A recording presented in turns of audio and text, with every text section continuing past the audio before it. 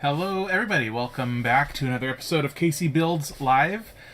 Today, I wasn't sure what I was going to build at the beginning of the day, and then I looked up on the shelves here, and I remembered that this one had come out recently in the last few months, and I was saving it for a day when I didn't know what to do. So, yeah. So we're going to do the Ecto-1 today. So this one apparently is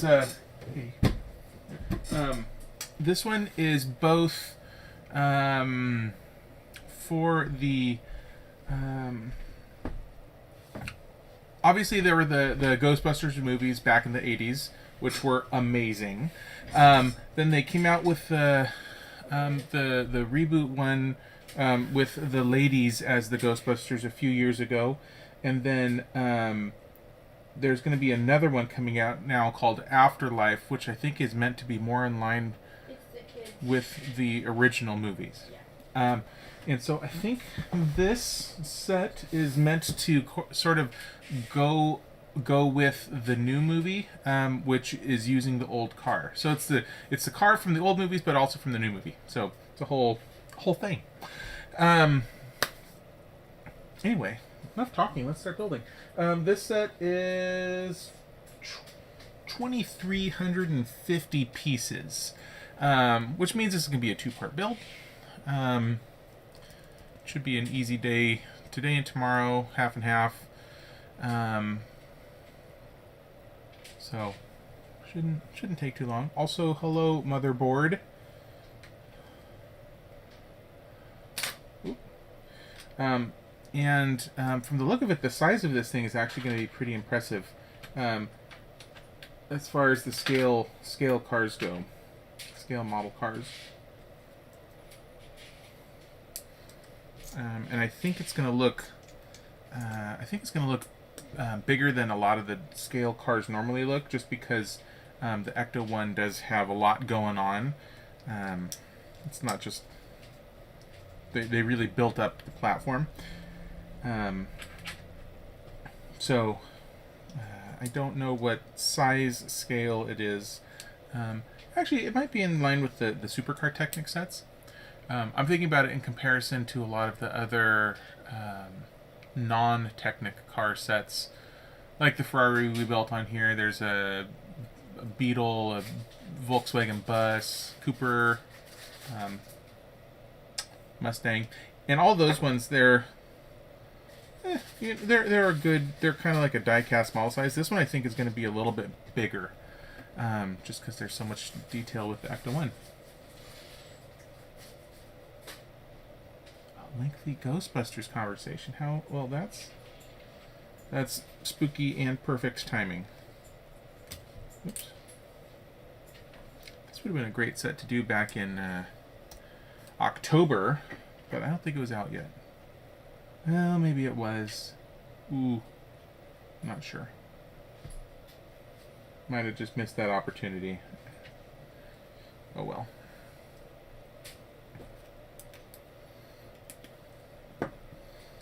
Anyway, as we build a little bit more here, I think you'll be able to see what I mean about this being a little bit bigger of a set. I'm just dropping all of the pieces from up here. I got it. There we go. All right.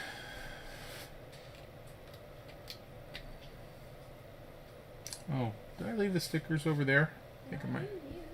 Oh, I left them up here. Ugh. Don't need them yet, but there are stickers a-comin'.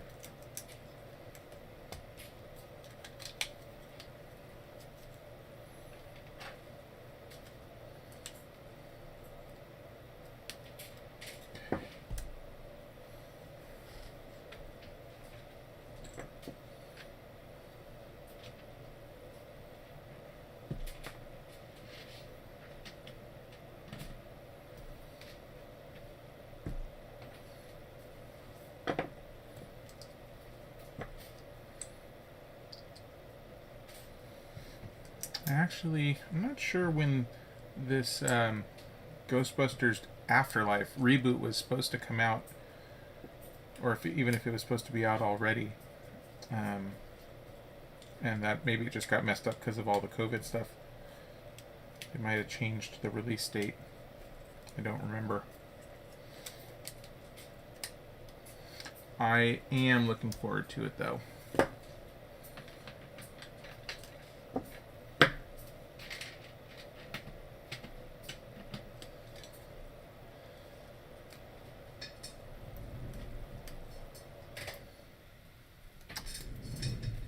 I do really enjoy those original Ghostbusters movies.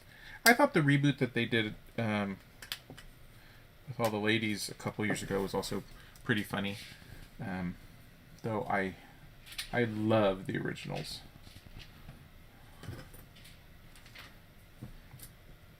I frequently actually get confused between the two.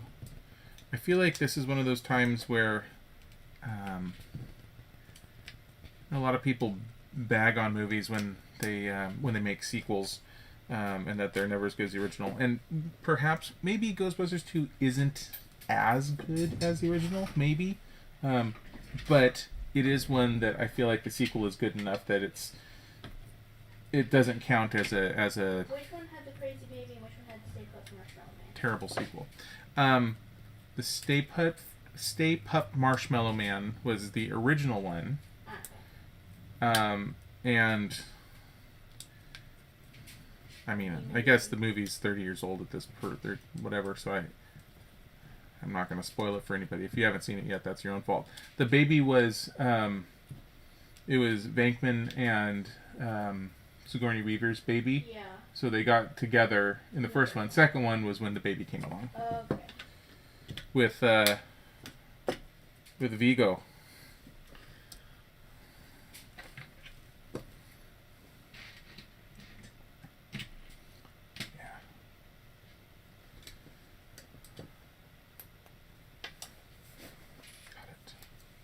Having a hard time holding these pieces today.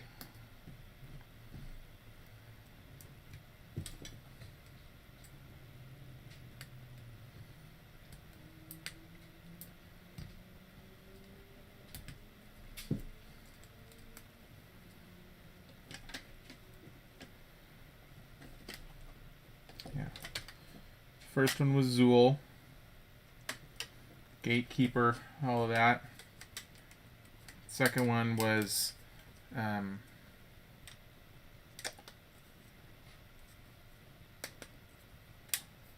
oh shoot.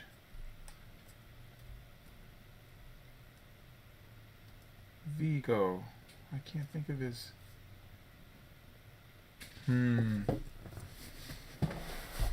Uh-oh. Gonna have to think on that one.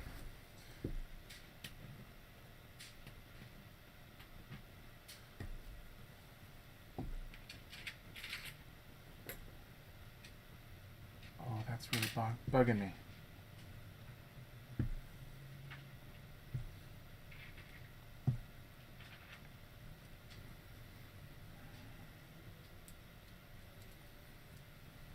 Okay. Well, let's try to stop thinking about it and put it in our subconscious and let our brain process it in the background. Maybe it'll pop up.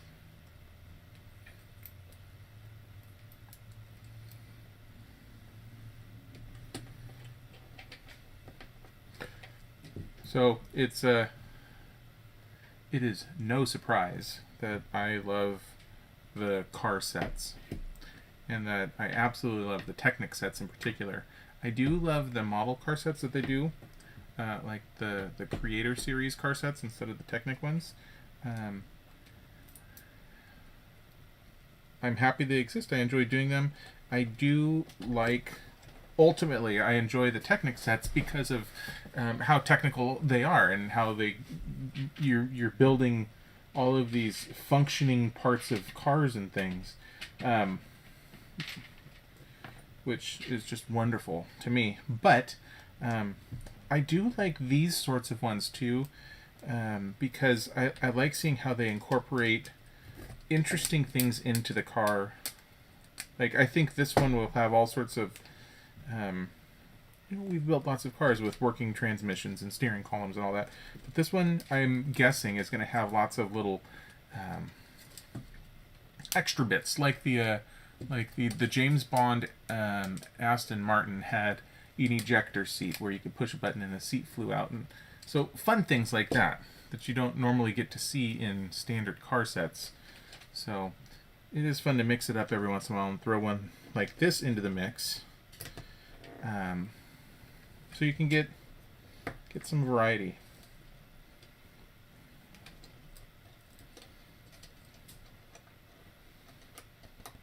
You could probably just argue that I'm really a sucker for anything Lego puts out, but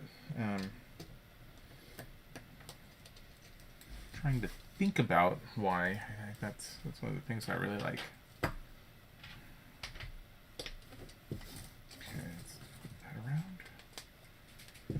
Looks like we're going to be making a pretty robust platform to hang everything off of with this car too, which lends itself to the size of the model we're going to be building today.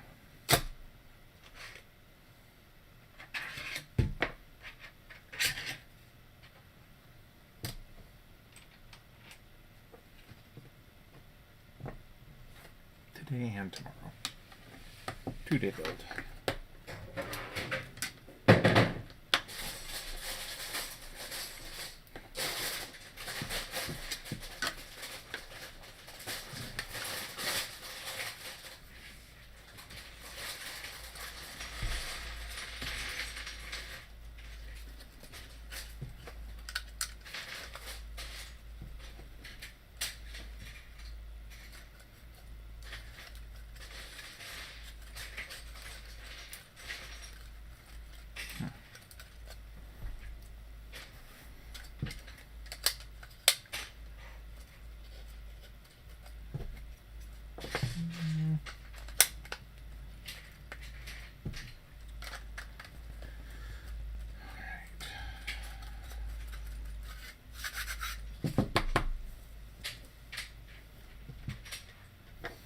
I mentioned this before, but when you the bigger these big flat pieces are, the more important it is to make sure that they are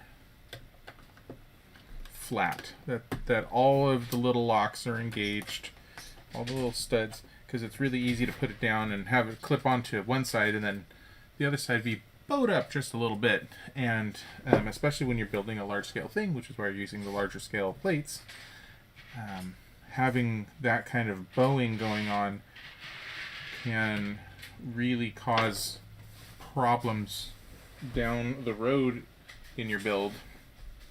So it's best to just take a little extra time when you're putting them together, make sure that everything is locked together properly.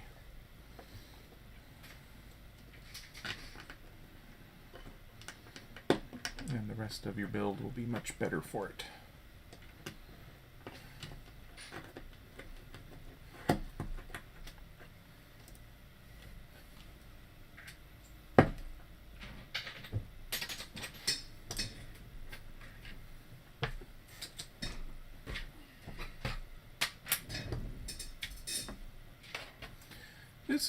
This piece has existed for a very long time. I think this goes back to my original Technic set from 1984, one of these guys.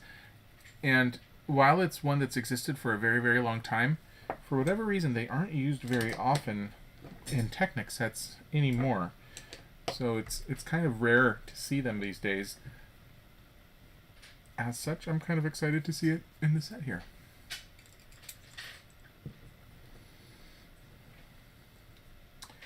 Don't actually know why they don't use them very much. It might just be that they are a very large gear, and a lot of these Technic sets these days are a lot more intricate. So it might just be a matter of not having a whole lot of space for something that size.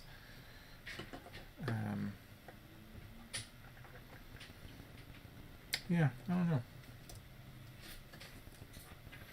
Just not very popular anymore, I guess.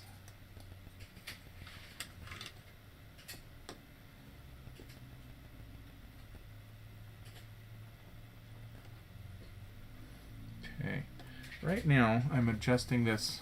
Not sure how tight this is supposed to be.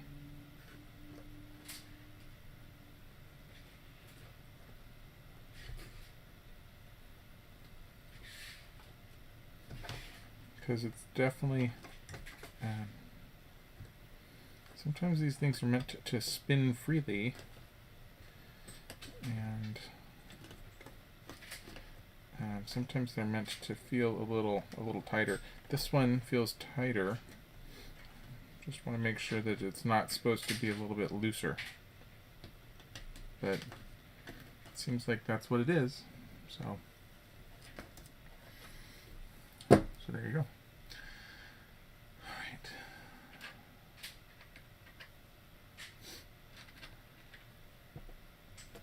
Actually a little surprised at how fast we're going through this first bag.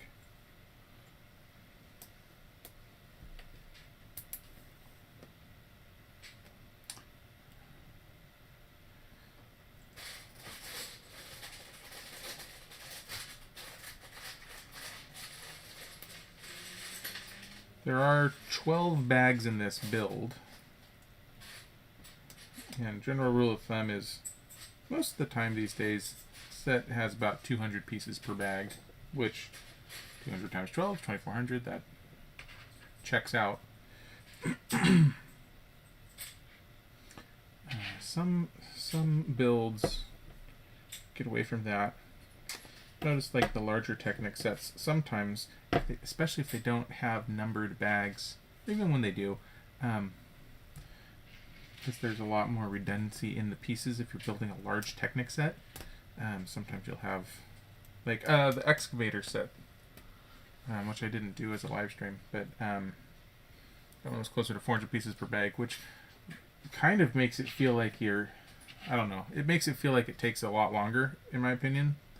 The smaller bags with lower number of pieces, having it divided up that way, to me makes it feel like you kind of make a lot of progress faster, because you can kind of see the progress faster.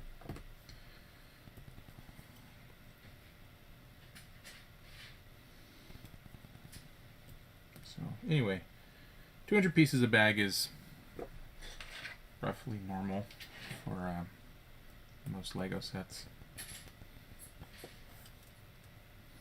Kind of feels unwieldy when they have more than that.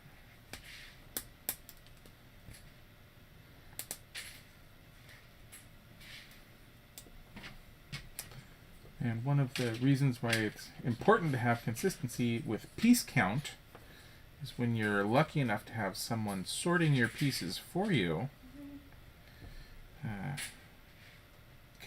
having consistent number of pieces gives them enough time to prep the next one. Whereas if this was a small tray and the next was a large tray, your piece sorter might not have enough time to get it all sorted.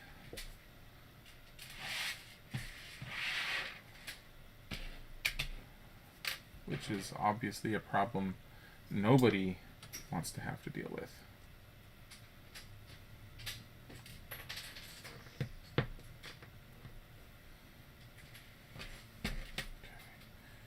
Right now it looks like we're working on our steering up at the front of the car. Okay, how's this all oriented? Like that.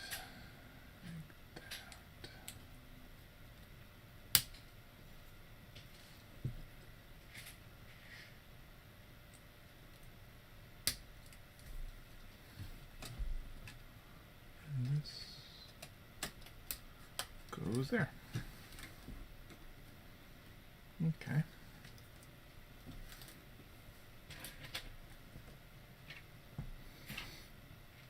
Lego does have a pretty good set of pieces that they're able to use for their steering. These are fairly common. and they've got holes on either side. And before I put this totally together here, I'll hold up and show you.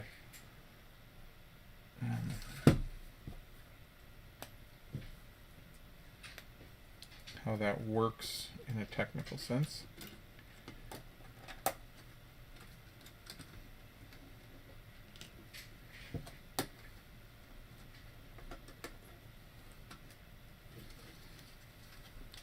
So you can see here when this turns, pulls this back and forth, this guy down here, and then those connecting pieces go out to either wheel. And so it gives it a lot of movement, but definitely pulls it. So you have just a very functional steering situation there.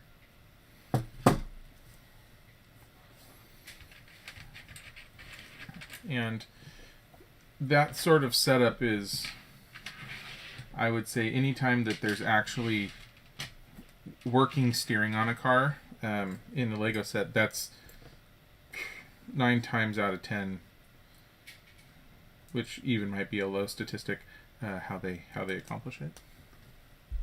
Hey, hello, Steve and Cordy. Let's open the one of the downsides. Perhaps the only downside to having her sort these for me is not getting to open up those Lego bags. And that's one of those weird things that it's such a simple pleasure, but tearing into a fresh Lego bag for the first time, there's something, it just feels good.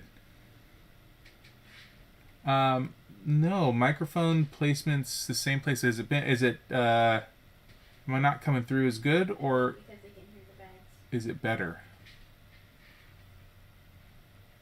Is hearing the bags new?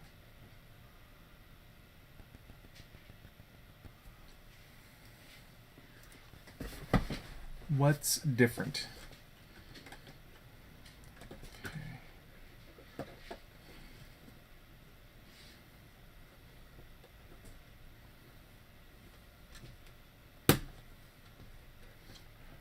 Perhaps if the new component here is that you can hear the bags, it's simply that Lex is becoming more cavalier with her bag tearing. Entirely possible.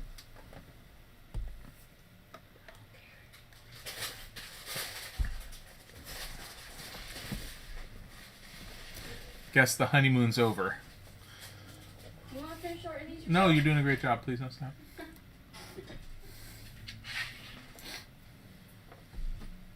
I have other things actually doing right now.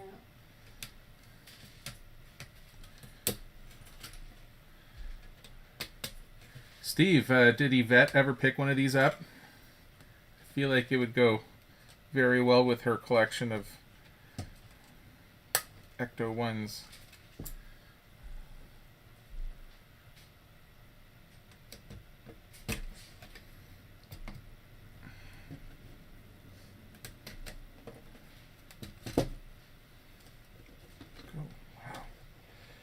Wow, they are seriously beefing up the structure for this steering here. This is a, I don't know why they needed to add so much extra to this, but they really wanted to make that strong up at the front. So we'll see what's going on with that, I assume. Oh, well, and just like that, we're done with bag 1.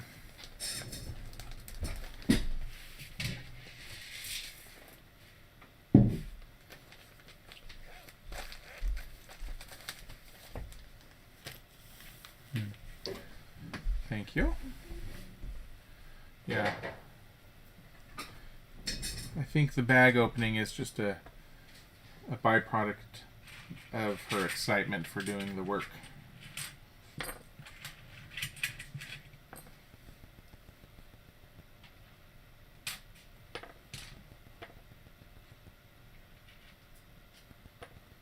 It's nice to know that the magic is still there. Oh, hello, Aunt Judy.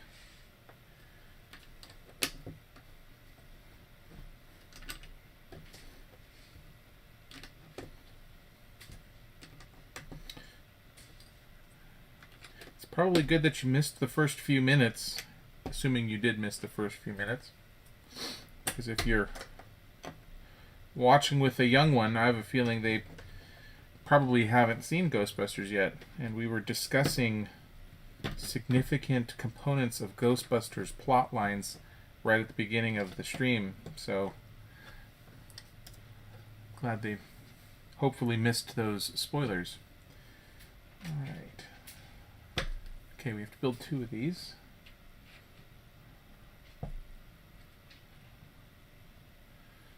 Alright.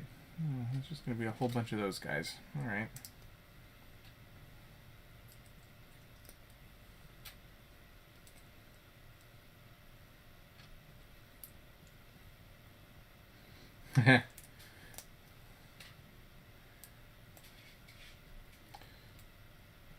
Well, Steve, you know, it's been a while since I've been out to visit, and certainly can't do that yet, but if you wanted to pick one up, I would be happy to help with that the next time I'm out there. That is true. Yes, the this old Cadillac, Miller Meteor Cadillac. Yeah, maybe they just wanted this thing to be as rock solid as the original. That's entirely possible.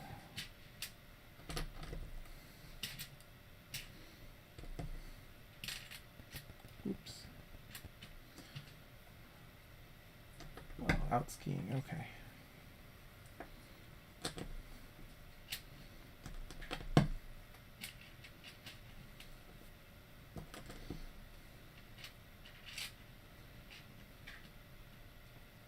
Dan Aykroyd really had a thing for these old, Boats. yeah, old boats out of Detroit.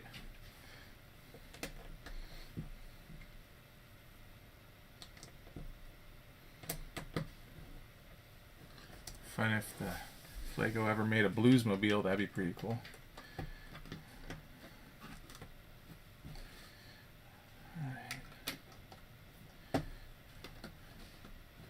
Actually, that'd probably be pretty boring.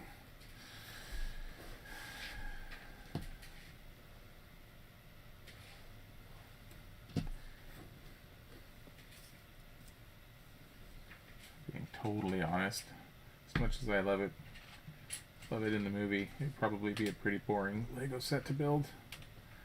Wasn't a whole lot exciting going on with that car, aside from it having a lot of pickup.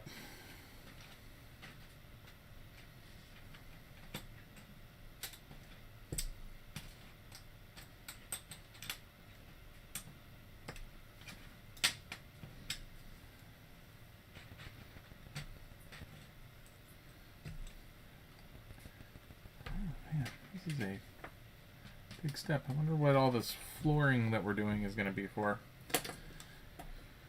Okay.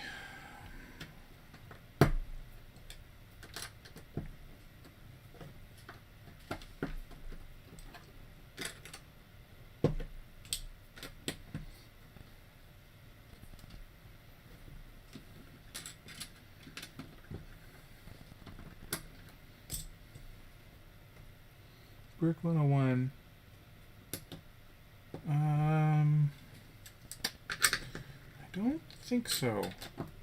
I don't actually watch a lot of YouTube streams myself, which I feel like maybe that makes me a bad member of the community. I try to... Hey there, Nathan. How's it going? When anybody pops by my stream, if they have their own YouTube channel, I always try to give them a look. But I don't look for streams myself most of the time.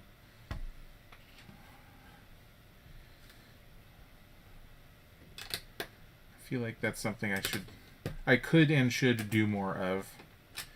I'll check out this Brick 101 though. If Nathan gives it his stamp of approval, so check it out.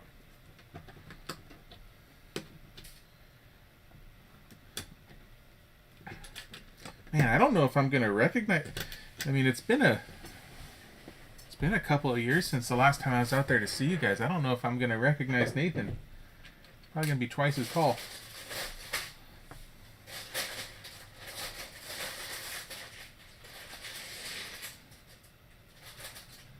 Well, okay, this is an interesting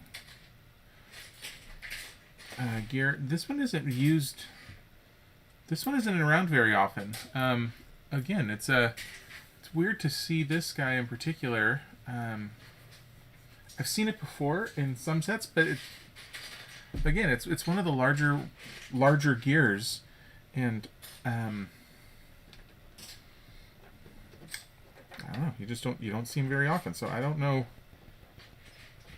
I don't know what the difference is or why.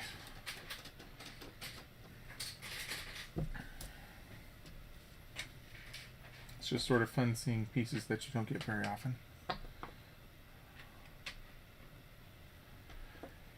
Okay.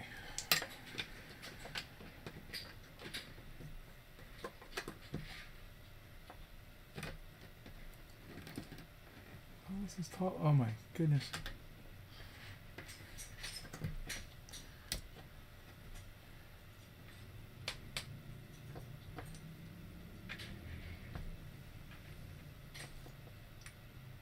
That's pretty crazy.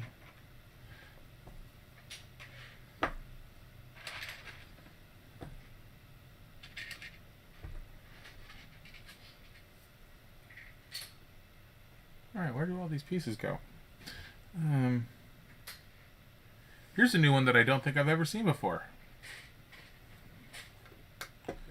There's a lot of new and interesting stuff going on in this set. I like that. And this is exactly the sort of thing that I'm talking about where, I mean, this is where the steering is. This thing looks like it's clearly meant to move. And the way a lot of this other stuff is set up back here, that's more than just the standard car powertrain, transmission, all of that stuff. So there's going to be some interesting stuff in this one, and I'm looking forward to getting to that.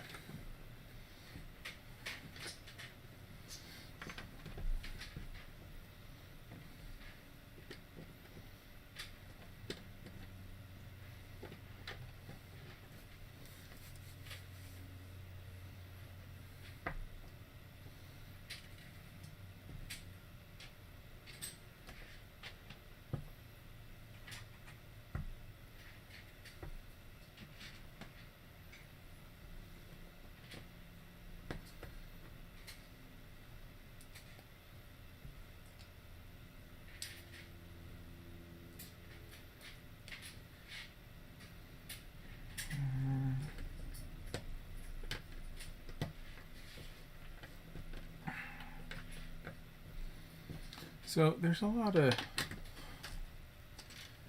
It almost looks like a Sesame Street set here with all the green, yellow, bright colors. But you can see there's a lot happening already.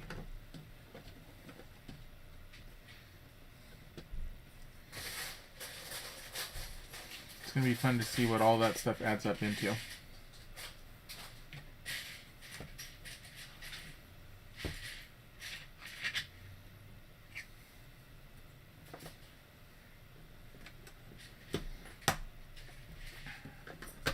You know, one of the things that I've talked about on here before is the show Lego Masters, as well as the Australian one, which we've watched a few episodes of.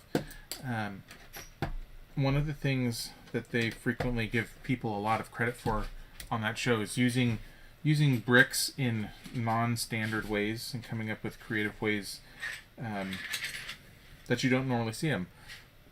one of the ways that completely blew my mind on that show was when somebody took the rubber that normally goes around the rim and they actually turned it inside out.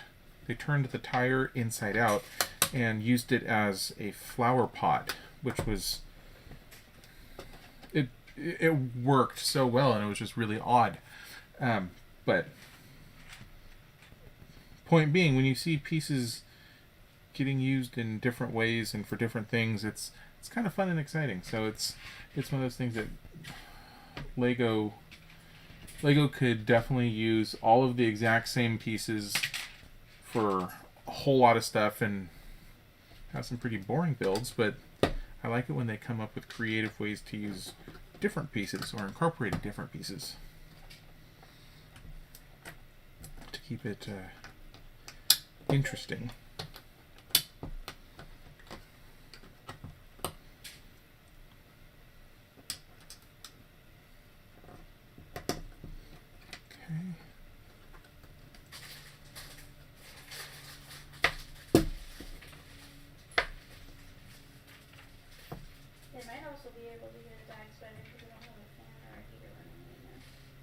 Oh, that's true.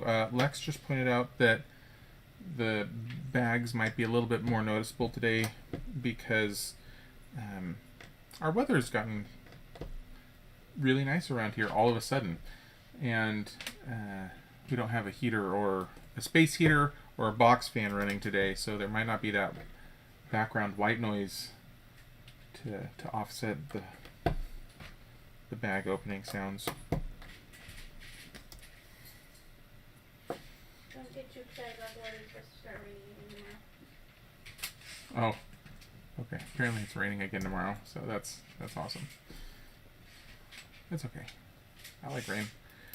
Okay, this piece with the little arrow on it, those are, whenever I see one of those, I get excited because that is one of their most widely used interact with this.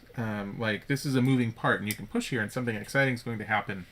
They use that to show you that. So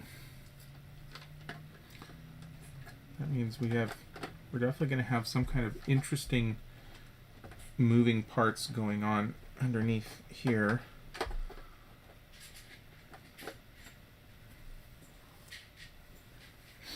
And in this case, you don't even see the arrow. Maybe you'll be able to see it when it goes, I don't know. We'll just have to wait and see.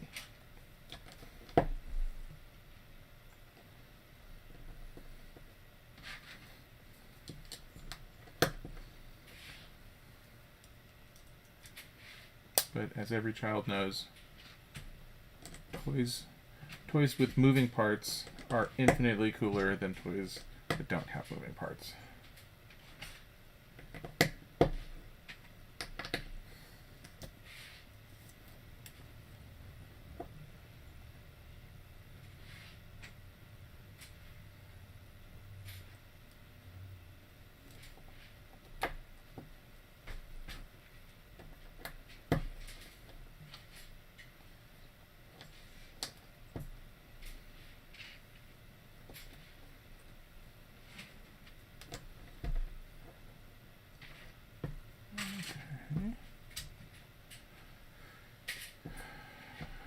Our first sticker.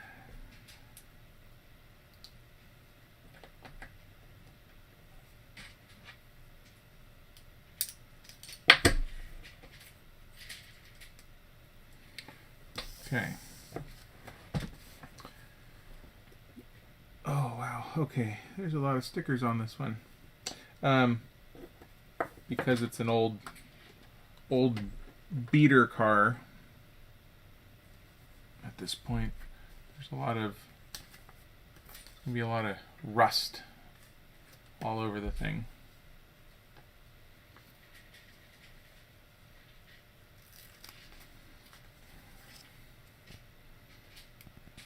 Okay, this one looks like it's oriented this way.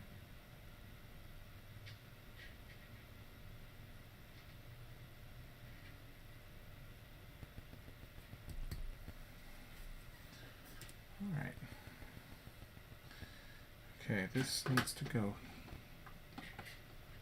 here.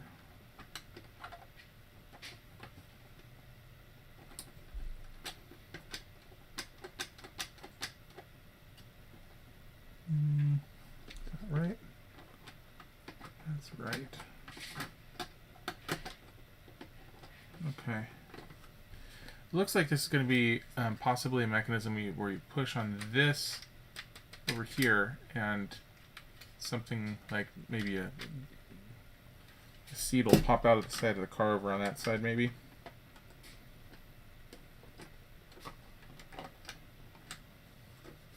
Not sure yet.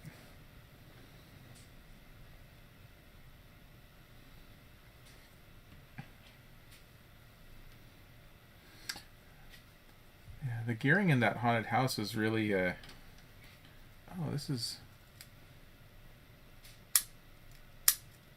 springy.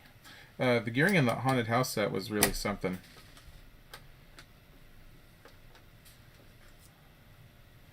I like how they handled all the kinetic energy in that set.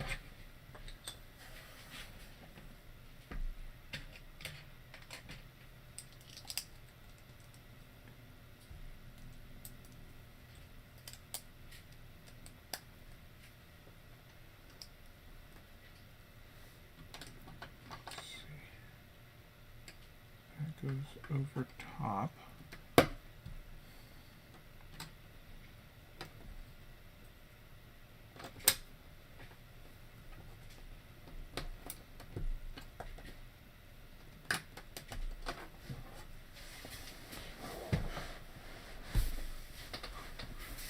Awesome. Enjoy the game. See you, Steve.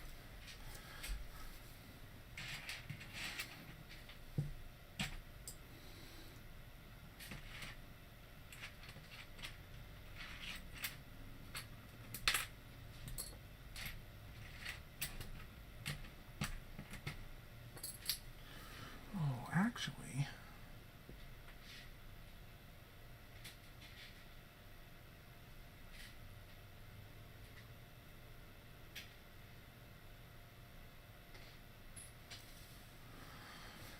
Alright, 1, 2, 3, 1, 2, 3.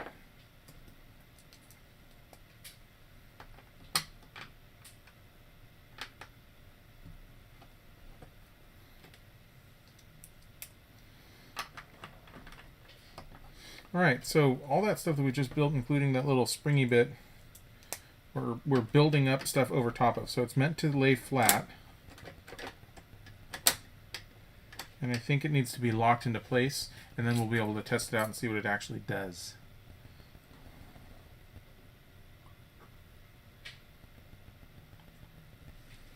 Oh, I put those in the wrong spots.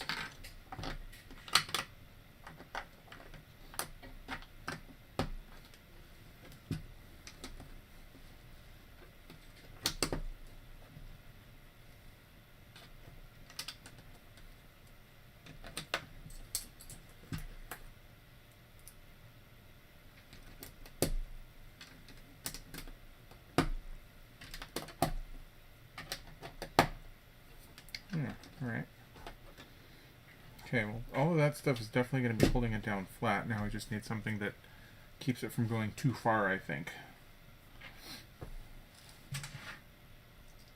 Coming off its currently non-existent track. It is interesting the way that they're able to, when you're building these sorts of things up, you can...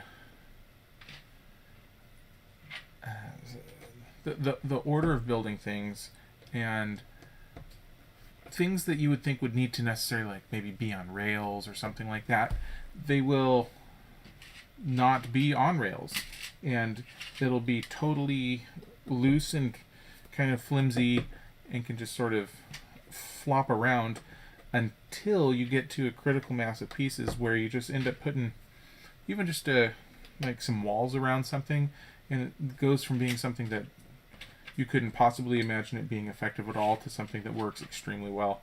And it is fun seeing that development occur.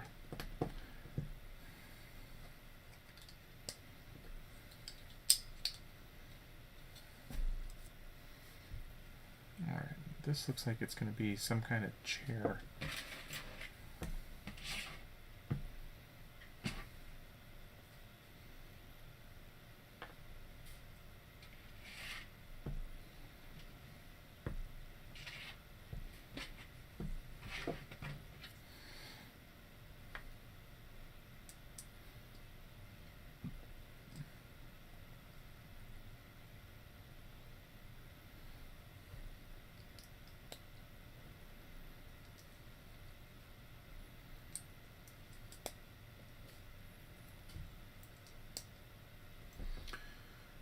Oh, and this is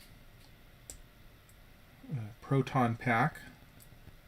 Pretty sure that's what they called them in the movies.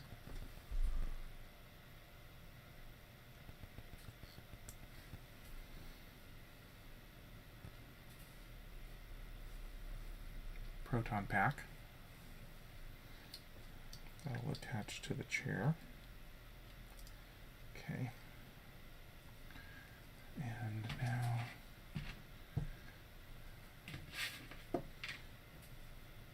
so these whips, I remember them originally being something from Indiana Jones related.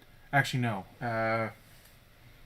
Knights, castles, that kind of a thing. Not Indiana Jones. Knights and castles, because they use these to like whip horses and stuff. And they are now one of the pieces that is extremely versatile, and they use them for all sorts of interesting things. Wiring, ropes, like just all sorts of stuff. And right now, it's going to be the wire on our proton pack that connects to the gun here. If I can figure out how to connect it. Photon pack. Ooh, yes, actually the piece on the back, the printed piece, it was indeed printed on. Yep.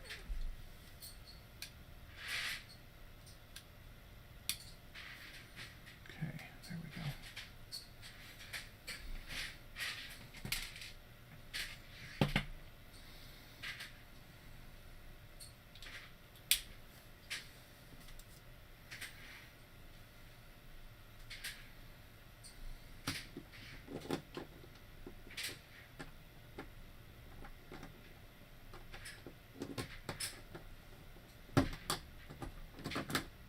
Oh, outstanding. Okay, it still doesn't spring back, so we're going to need to fix that. But we're getting to see a little bit more of what's going on here. When you push on this side here, it pushes the chair out and actually spins it around. So that's really cool. How fun. Okay. Oh, also end of bag 2.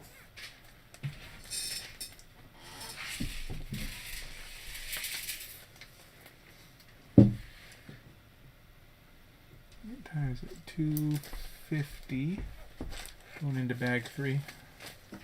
Yeah, I think we're doing about 2 hours today and about 2 hours tomorrow, and I think that's going to be about right. So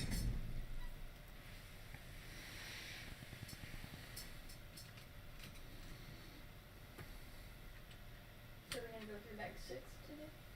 I think so.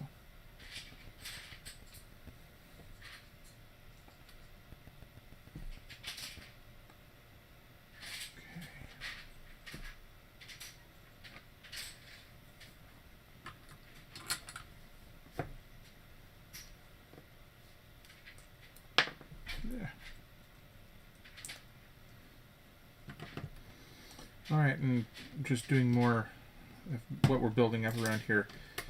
I think they're going to do a very good job of incorporating things like this button that you push to get the chair to spin out into the actual line of the vehicle too. So I'm starting to get pretty excited about this set. I think this is going to be really neat.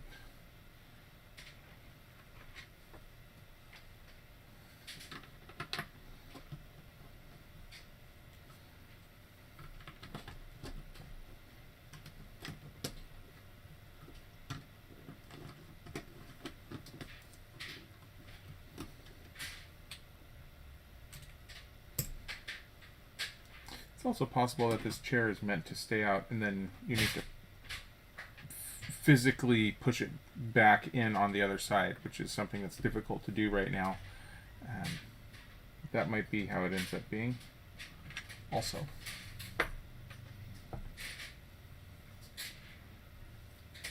As opposed to having some kind of spring-loaded retraction mechanism. On top of that.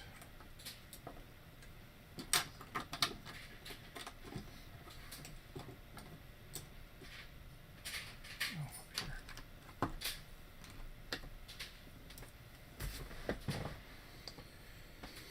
Okay.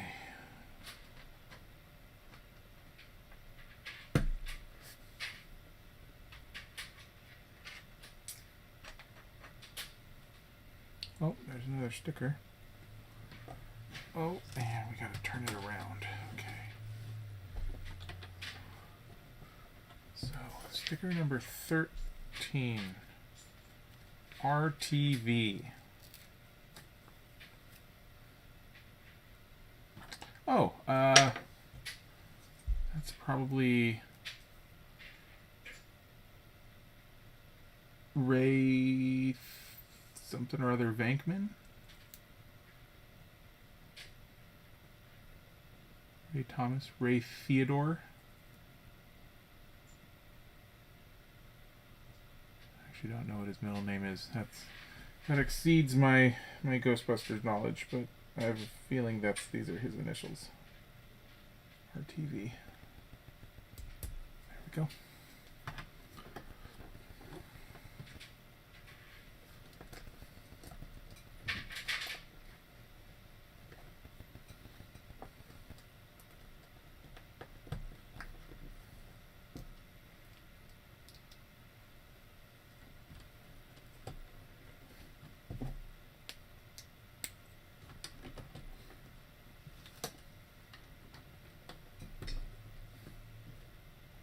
Oh, so I'm supposed to use one of those. It's Peter Venkman.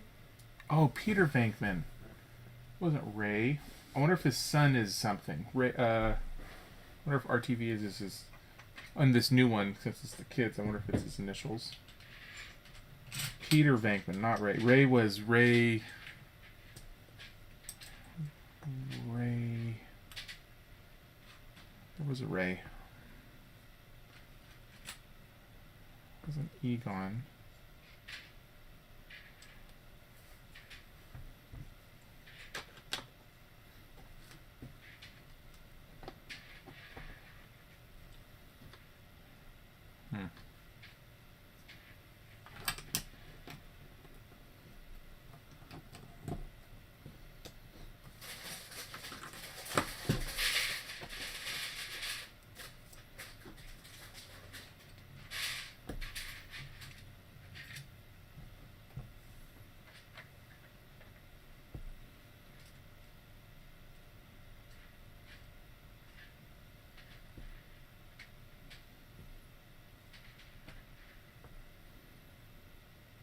Oh, maybe Peter Venkman named his son Ray in honor of Ray.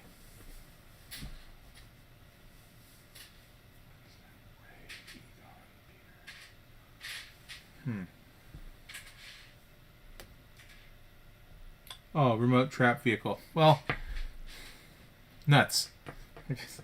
Okay, I guess I was wrong. Oh well. I'm almost disappointed now.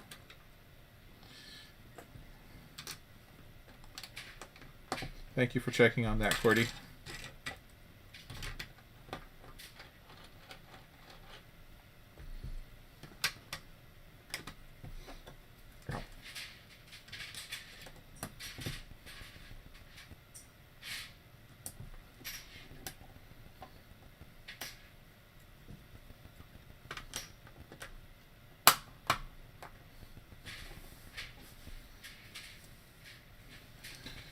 Alright. Okay.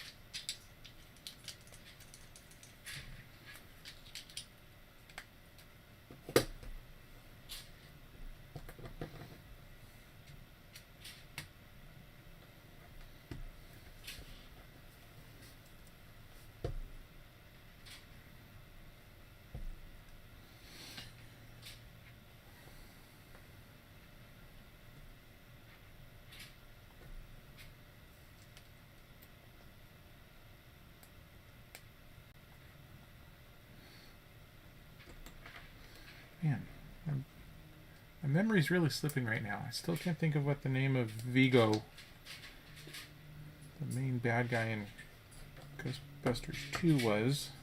Unless it was just Vigo, but that seems wrong. I can't think of what Ray's last name is.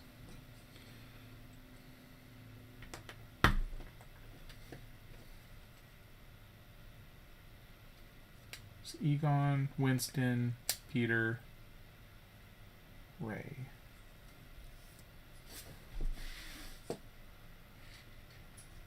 Vigo the Carpathian? Vigo the Carpathian. His name was Vigo. Okay. Carpathian from Carpathia. What's Ray's last name in the movie?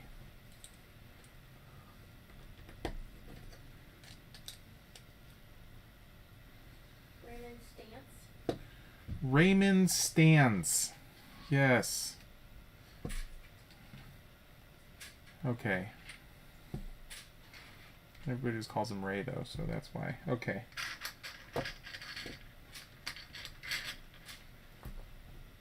Thank you. That was driving me crazy. I could tell.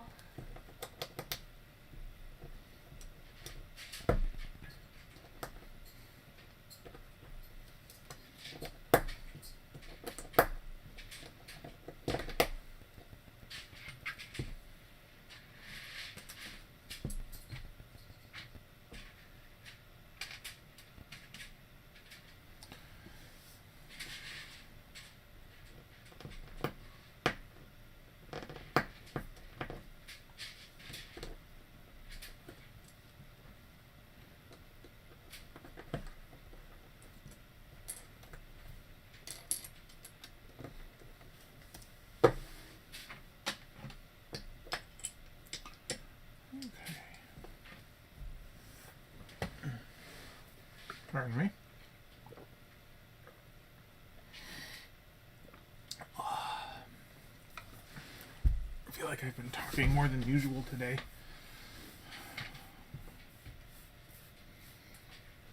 Okay.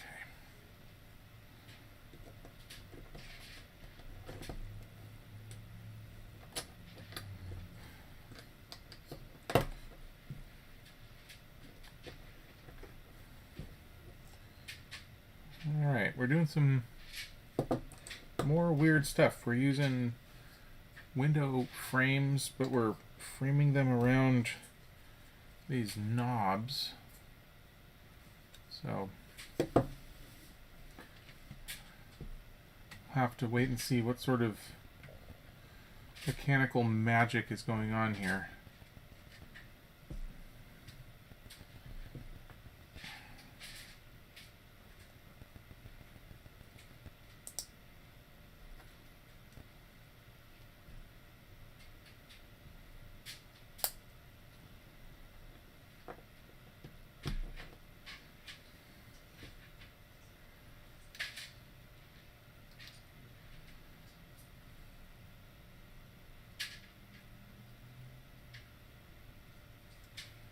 Oops, that's not right.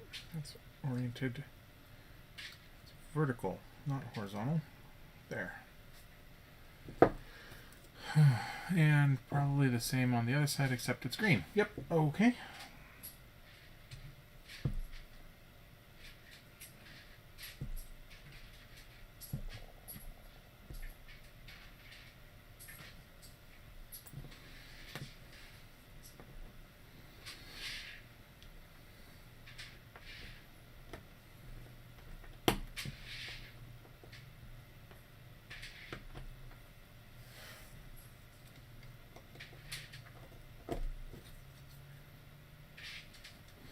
Okay.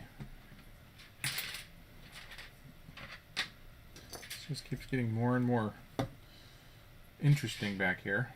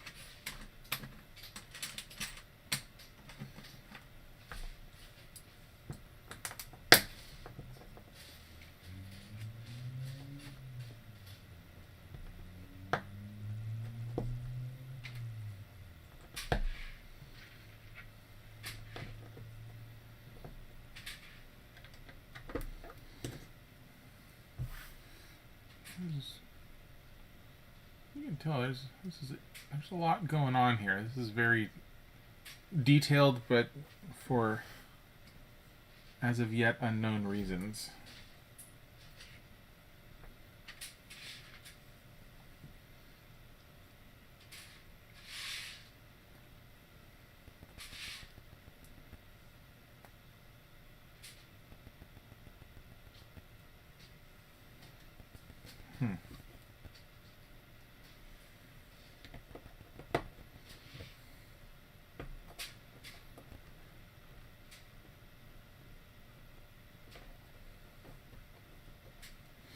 It is interesting sometimes where one of the things that they do that's nice is, like right here, we're going to have to put something on both sides of the vehicle, and you can really only see where it's supposed to go on one side, but you can always assume symmetry unless told otherwise with Lego stuff. So even though you can't see the other side, just seeing it on the one side, you know where it's going to go.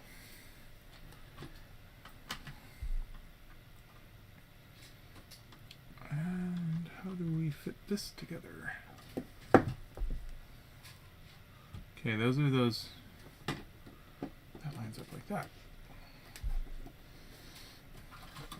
And this is another case of them using all of these colored pieces inside to conveniently give us kind of markers to let you see where you need to be and how to line things up without explicitly calling them out.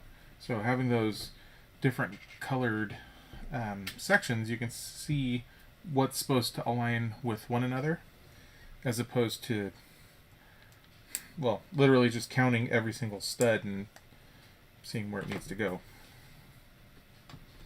Should be a little bit more tedious.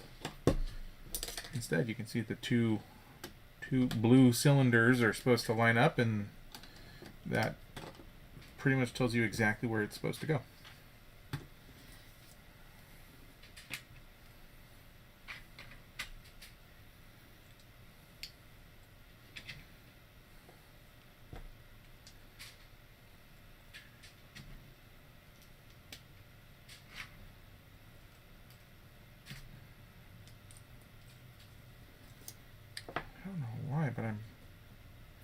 But Legos they're shredding the ends of my fingers today. Just need to drink more water.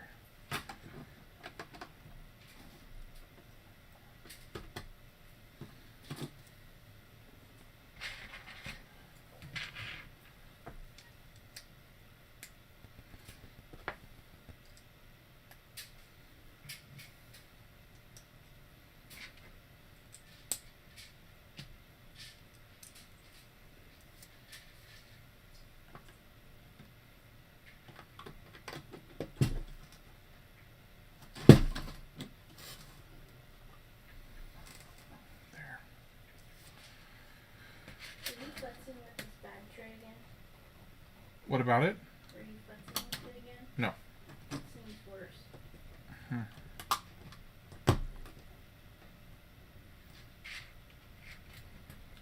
I need to go pick up another one.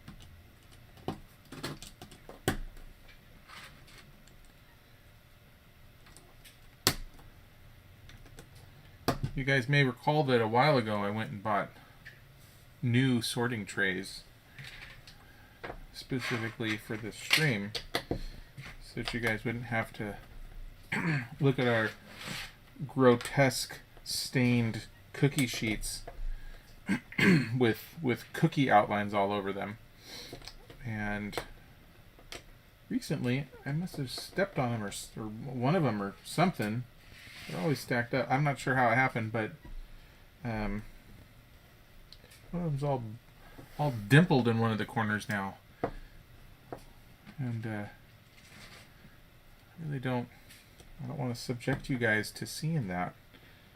So I think It's not about my difficulty sorting. It just looks unprofessional. So I got these at Bed Bath & Beyond. I feel like I need to go pick up a replacement tray so as not to offend the viewership.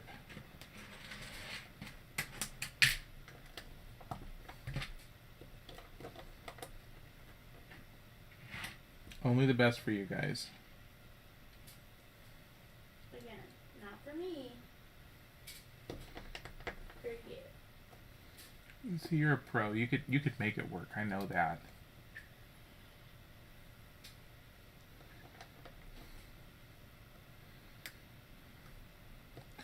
Alright, we have an Ecto-1 sticker. Let's put that down before we put everything else around it. That way.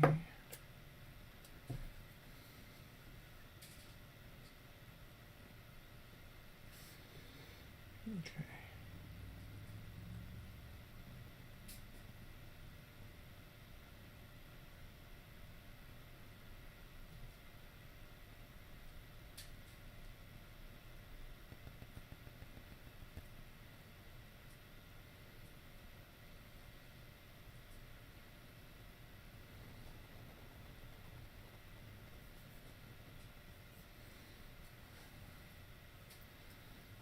Got it.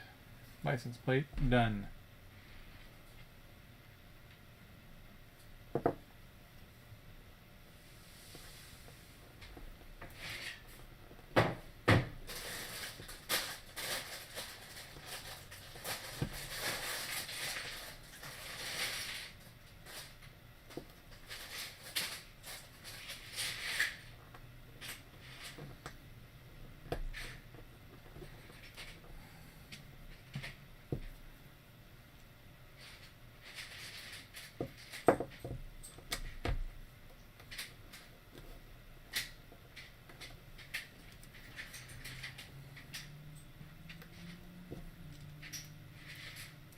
Nearly done with this one.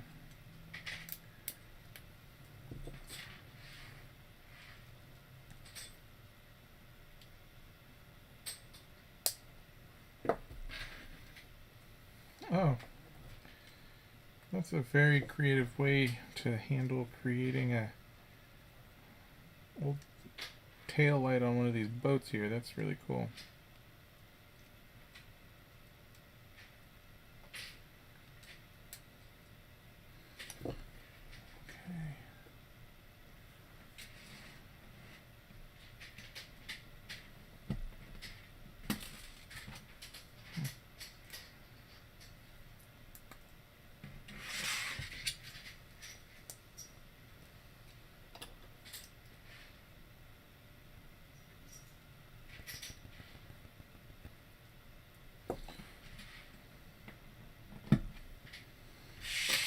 That is a very creative way to put this together. This piece right here is usually used in a Technic set with another piece inside of it as part of the steering, and right now we're using it simply because of its shape and with some chalices behind it, which all together is letting us create these perfect taillights. That is really clever. That's impressive. Yeah. The designer for this set is doing some really unusual but totally valid and not breaking Lego rules. They're just using pieces in extremely creative ways. That's impressive.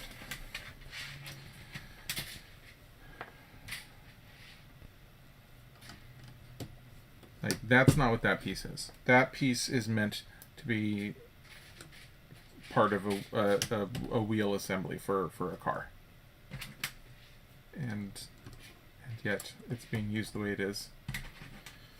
That's cool. Okay, I think that might be it. Let's see.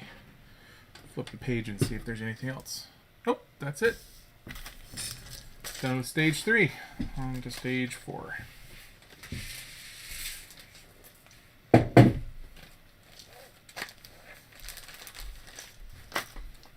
Thank you very much.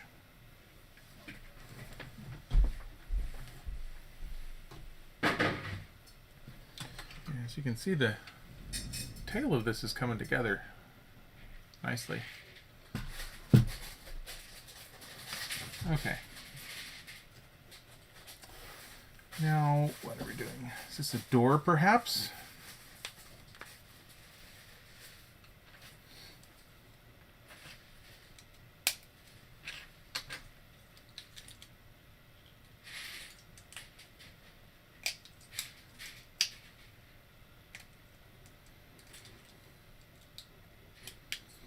It's fun. We have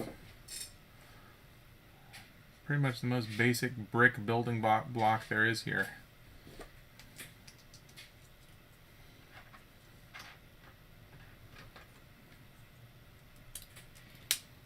Sneaking them inside the door frame.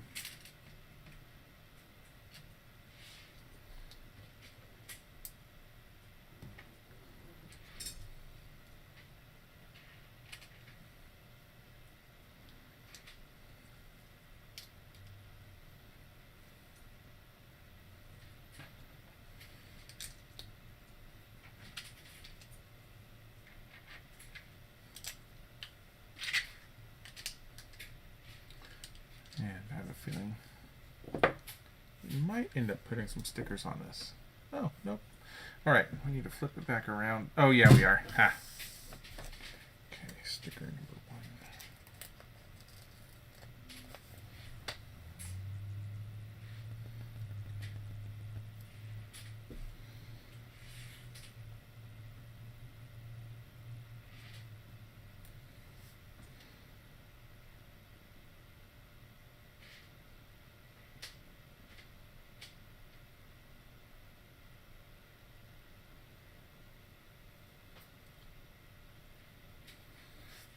Alright, and that fits around this other push button that we built earlier for the chair. It actually fits around it perfectly.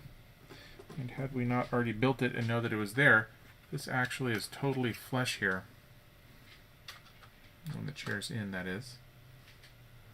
It's just part of the cart, and then if you push on that, the chair goes out. Neat. That's a lot of fun. I like that.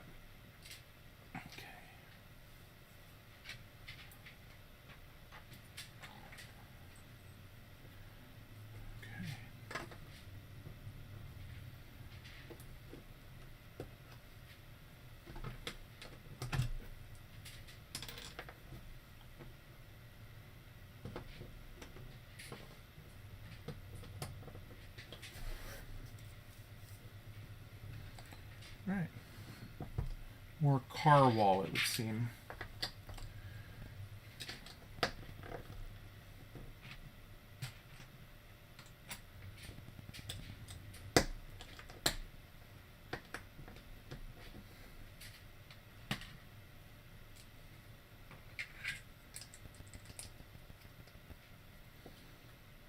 And more rust stickers.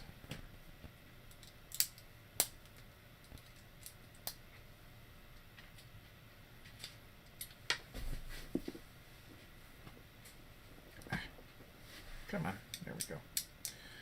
Okay, that one, sticker number 4. Okay, one of those guys.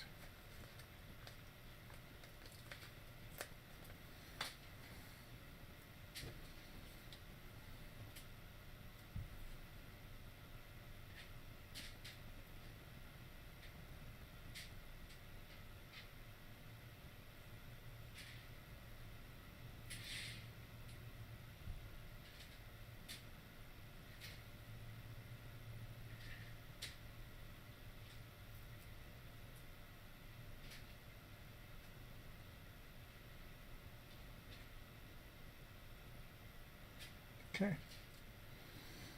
Very good.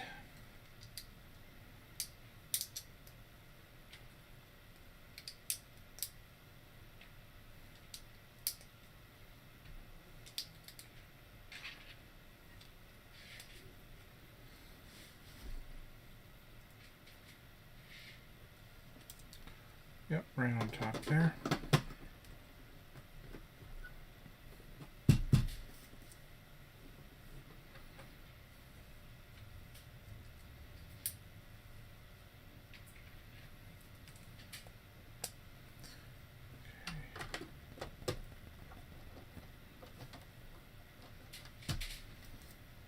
Okay. Adding another gear in there to make that just driven. One of the things that I think that the purpose of this piece right here, this guy can pop right out that gear, and it makes no difference whatsoever. I don't think anything's actually going to even connect to this little black one. But one of the tricks that they do is that sometimes they throw these in here to make something else, like this one, when it spins, because it's engaged with this gear, even though it connects to nothing else, it just makes it feel a little tighter. So that's probably what the purpose of that is right there, is just to make the steering feel heavier.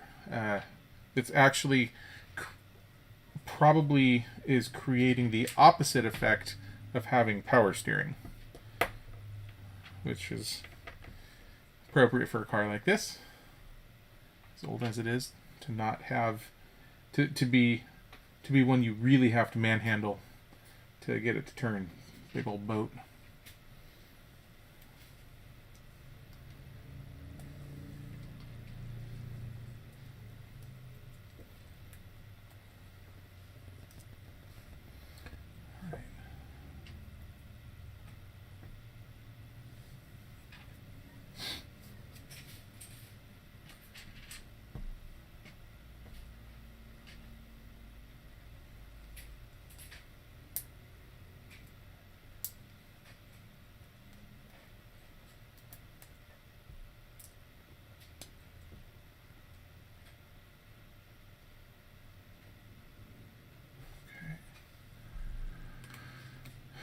I think we're working on some. It's probably a pedal, probably a gas pedal right there, and then maybe a center column here. Maybe.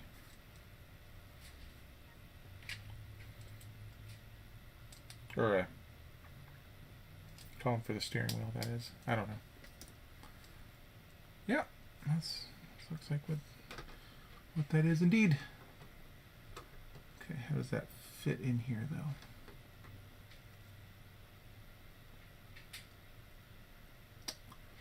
Okay, it doesn't go all the way up against that wall, so it's probably out one right there.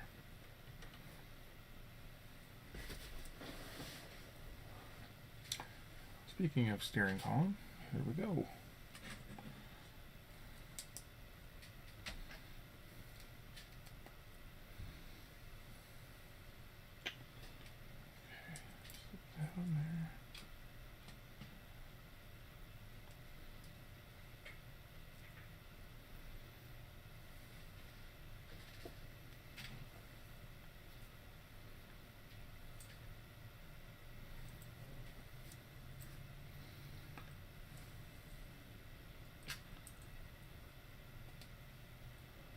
This guy.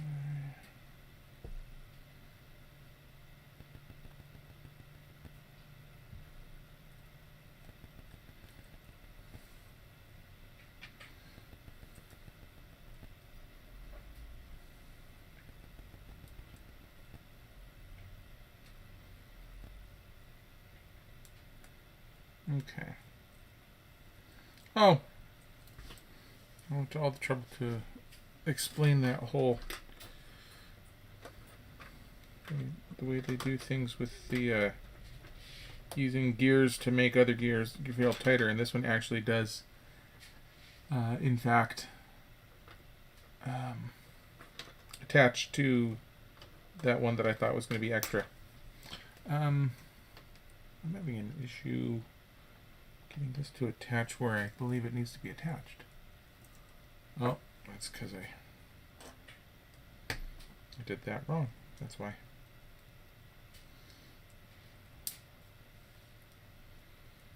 This one needs to be in the middle bit.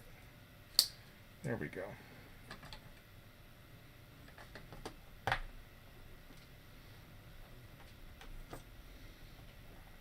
Okay. And I don't think there's any way I could actually hold this up well enough to show it, but that accelerator pedal that I was pointing out earlier actually does go up and down. Oh, and let's make sure Our steering column is centered with the wheels in the neutral position. There we go. Nope.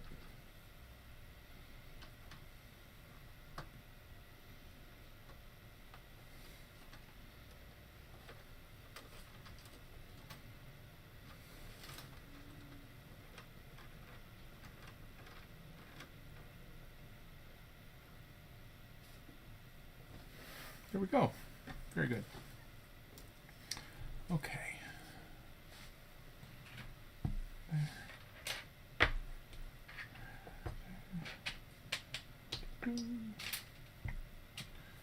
All right. Oh, let's turn it around.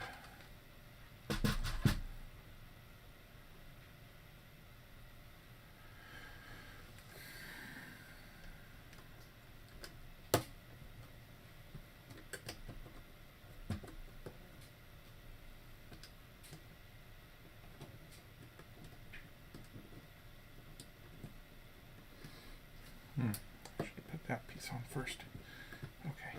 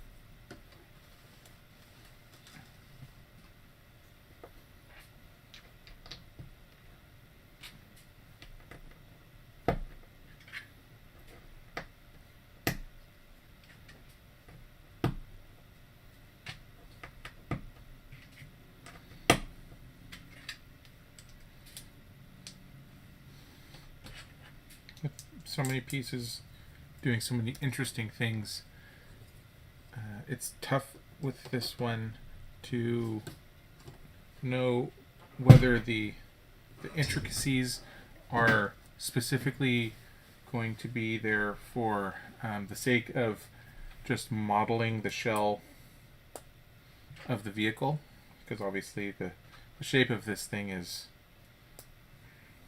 extremely iconic, so it needs to have the correct shape, or if a lot of these interesting things that we're doing are going to be there to enable it to do interesting, interactive, unusual things. So that kind of uncertainty is actually kind of part of the fun with this set. It's not really knowing what you're doing until you get there. I need a gray. There it is. It's hiding from me.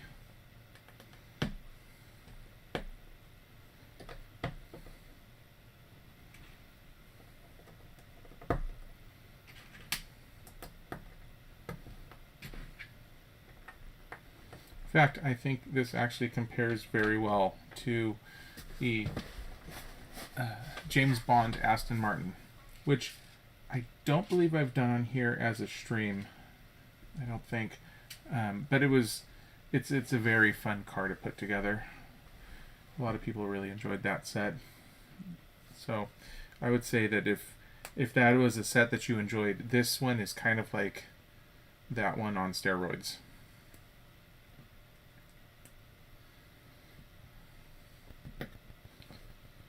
How does this go? Oh, like that and like that. Cool.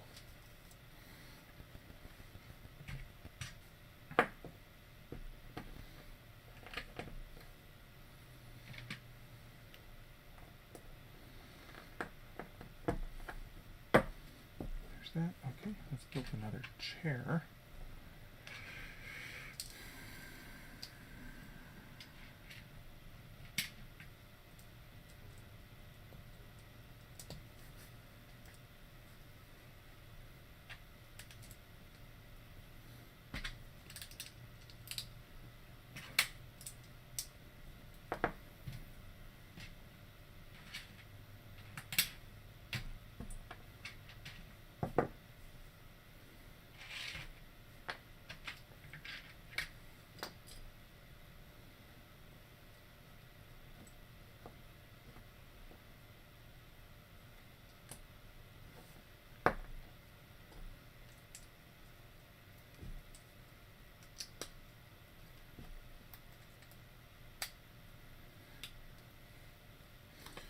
There are so many different chairs and so many of these different sets, and it's always neat to see how they have you create them. They're all very similar, but they're just different enough that they always require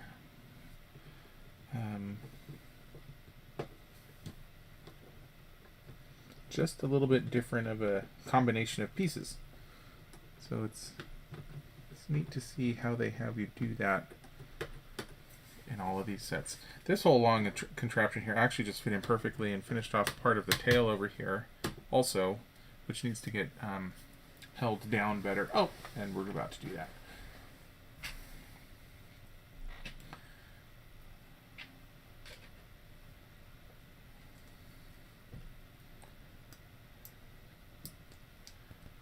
Okay, that goes in there.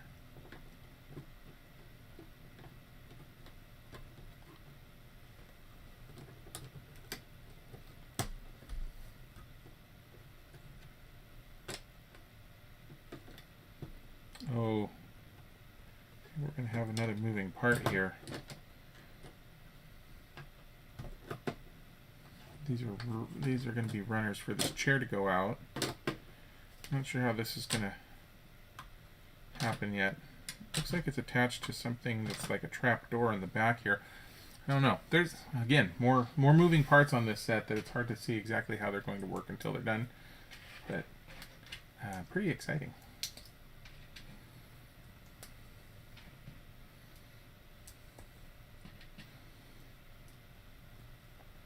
Be interesting to see how all of these things come together and interact with one another.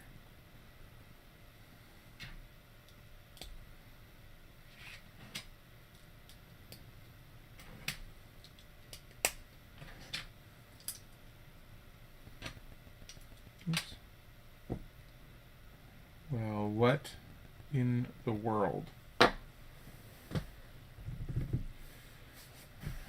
Either something got sorted incorrectly,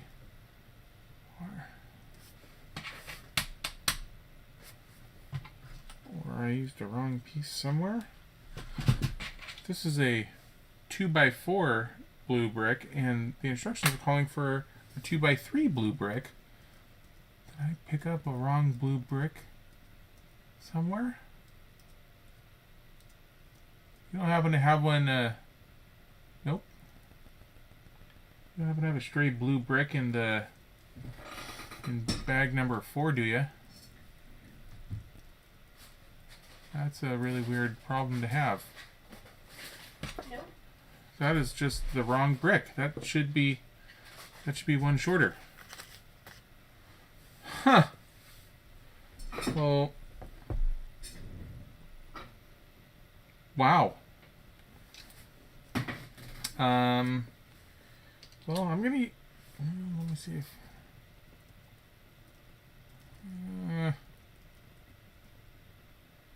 Boy, I really hope nothing else needs to go into that spot.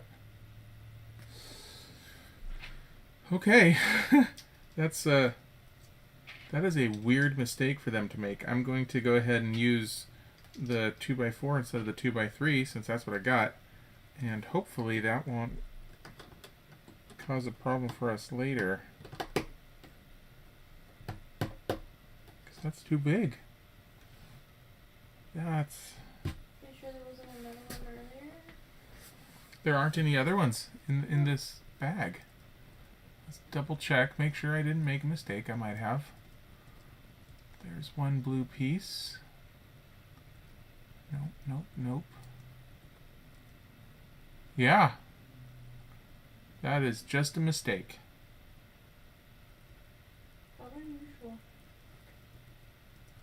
They don't usually missort pieces that big. Okay, well, we're going to keep going and hopefully it'll be fine. It either will be or it won't.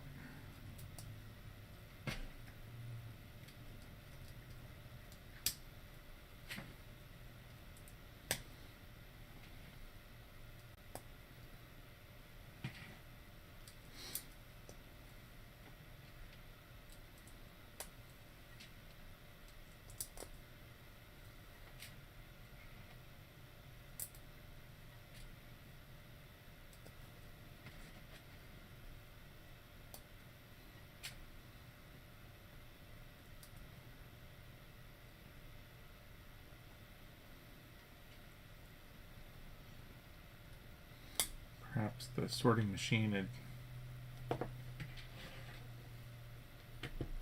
I don't know, thinking about going on vacation or something.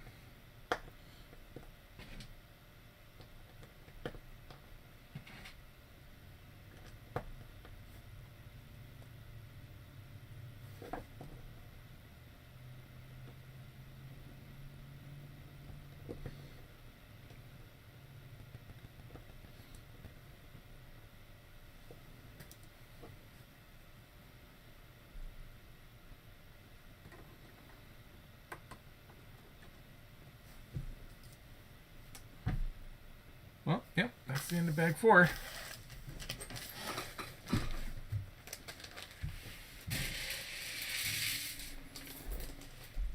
Thank you.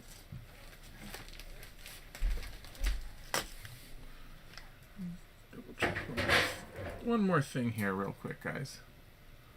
114.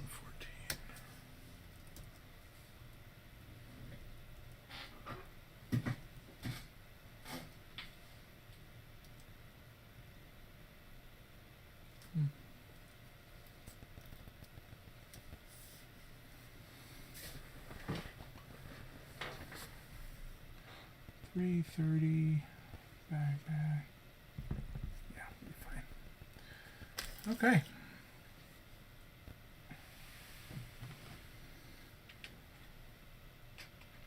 I don't know if I've ever seen just that wrong of a piece before.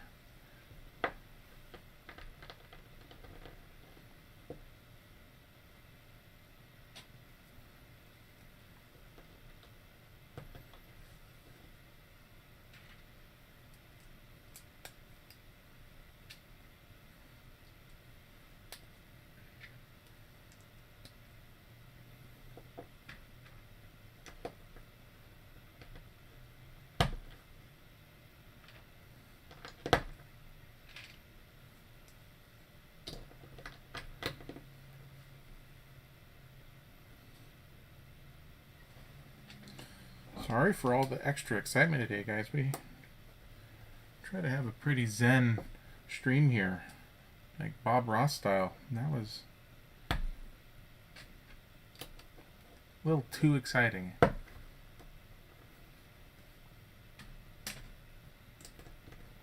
to recenter myself by the end here.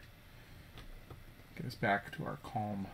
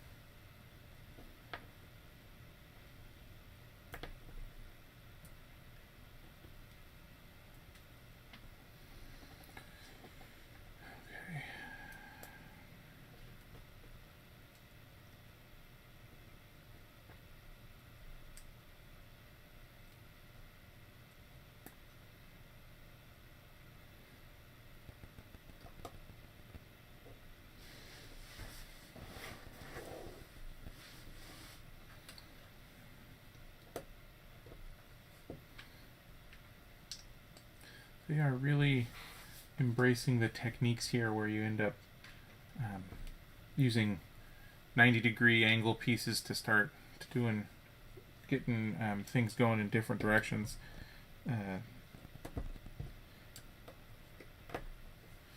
They're changing directions all over the place here to make sure that everything is kind of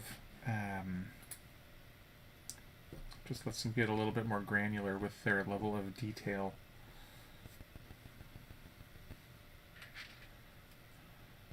Gives you more control over what stuff looks like.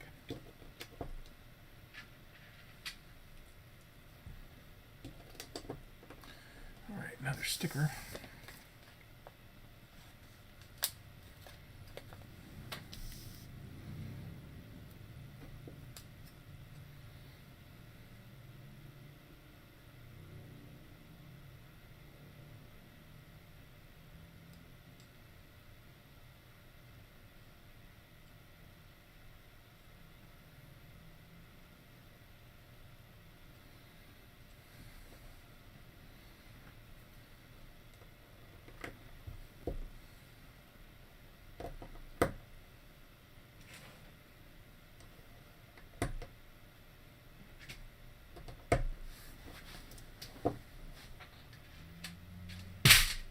Oh, Told you. that's the one. Mm-hmm. Sucks real bad. Okay. Yeah, I'm definitely going to need to go replace this tray.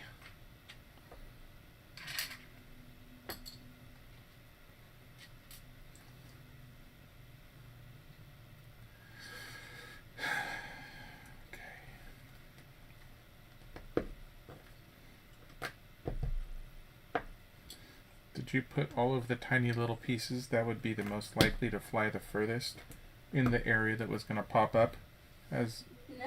as a means of teaching me a lesson for breaking the tray? No. I'm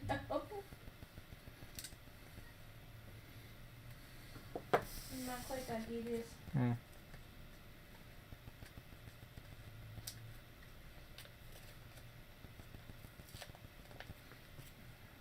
What do I look like, George Bluth? Yeah. Arm fall off? You didn't leave a note about your milk?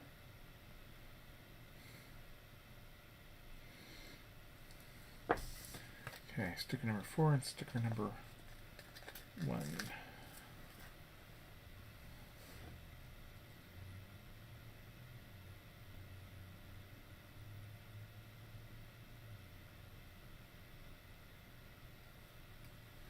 This is a rusty automobile. Okay, that goes there.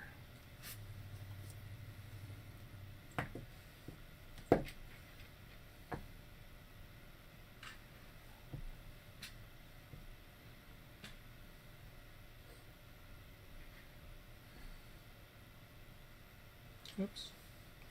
Not you. You.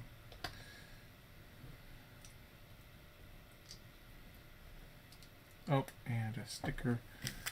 Sticker number 3.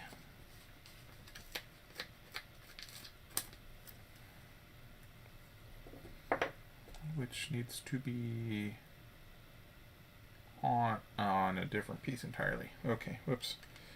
Well, that's the next one, so I'll grab that next.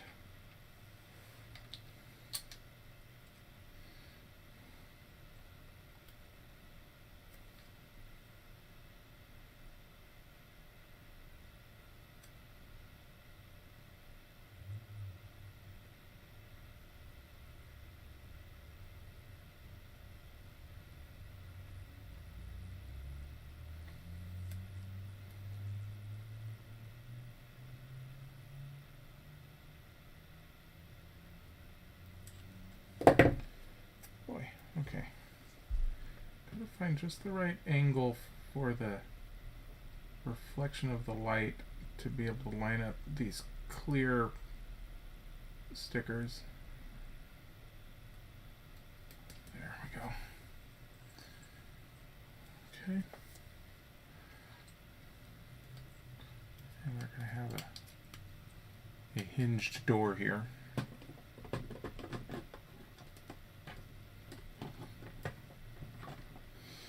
Suicide door, no less. There we go. All right.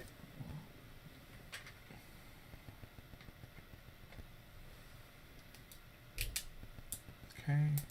Oh, and we got another door. Or what I assume is going to be another door.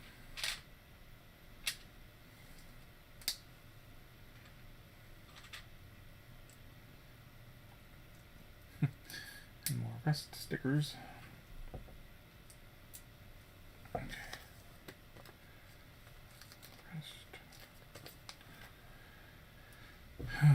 And that is oriented that way. Yeah, that way. Okay.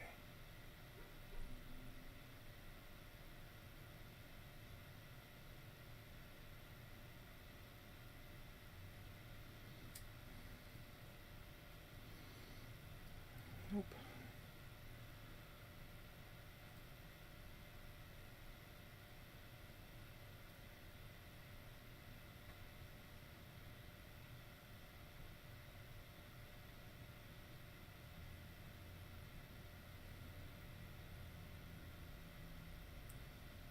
There. Sorry, those stickers just take so long to get in just the right spot. Okay. This way.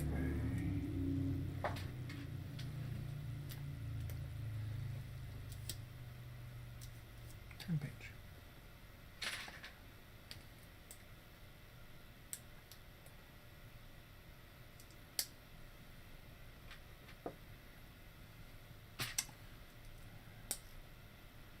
Yet another number 4.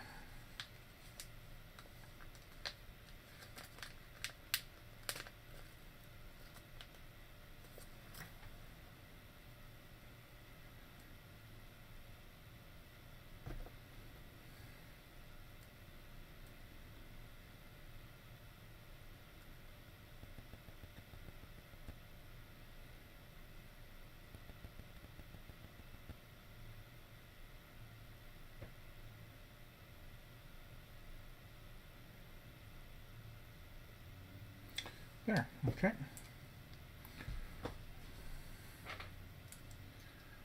I feel like all the stickers, whenever I have to put one down, it totally ruins my momentum.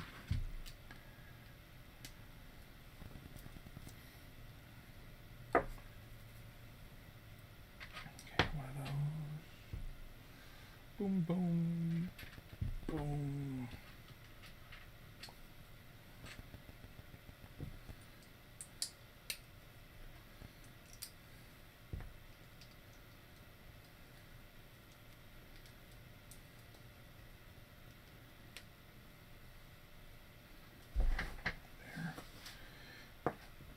Okay, another sticker on the bottom of that guy.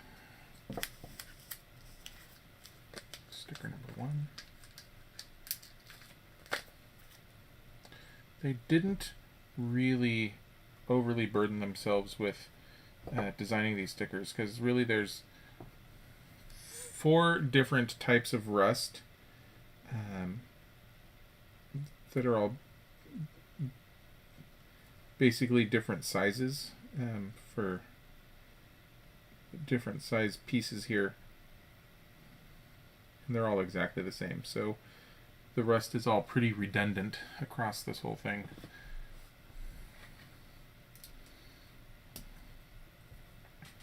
But I was actually kind of debating whether or not to even put the rust on it in the first place, since unlike other things like emblems and logos and decals and things like that, all of those things they matter, whereas the rest is really just making the pieces look old, which is kind of unnecessary. Hey, here's some interesting factoid. This one doesn't have a sticker on it, it's just printed, which naturally you want the logo to be perfect, so they don't have to put that sticker on. That's nice. But we get some interesting facts about it. The No Ghost logo has become a powerful marketing tool for the Ghostbusters movie, Ghostbusters business, and features a ghost named Moogly. That ghost is named Moogly, apparently. Not Mowgli. Moogly.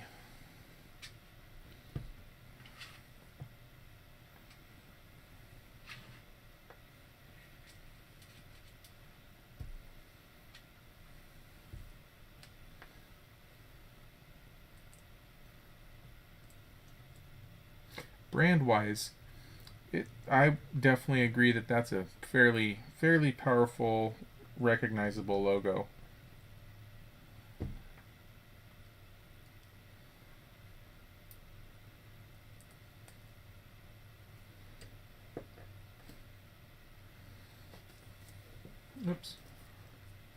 Let's get that hinge. Looks like we have a double hinge door here.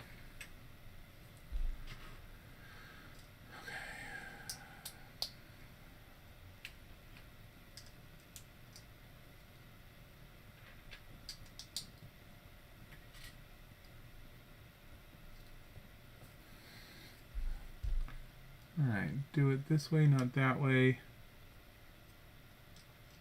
Oh.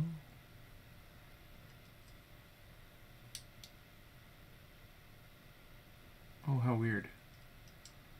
Okay, well,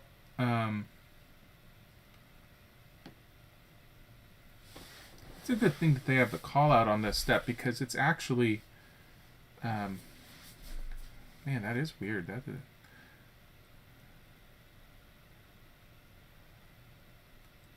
So normally you would expect to have a hinge like this really gripping down on a whole bunch of stuff. It's actually, there's only one stud underneath that it's connected to right now. Just the one green stud underneath. That's unusual and kind of flimsy, but I would imagine they'll fix that right quick here. But that's weird. Why they didn't have you put another one. I don't know. It's weird. There's a lot of weird stuff going on in this set. But I like it.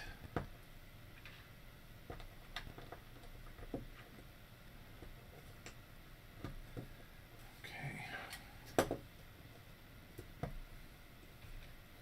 guess that's holding it good enough now. Already. Okay, we got some more rust. There's sticker number 1.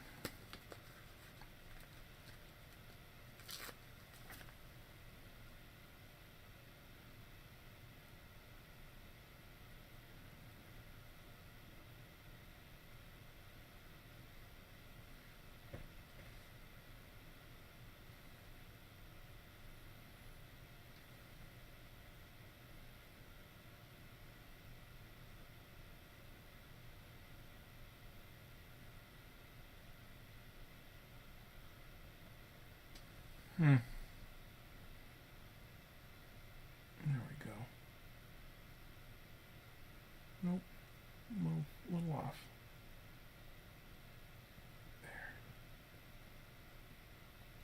There we go. Again, you kind of have to find the exact perfect angle of the light reflecting off the piece to get these, especially these clear stickers, to line up the right way.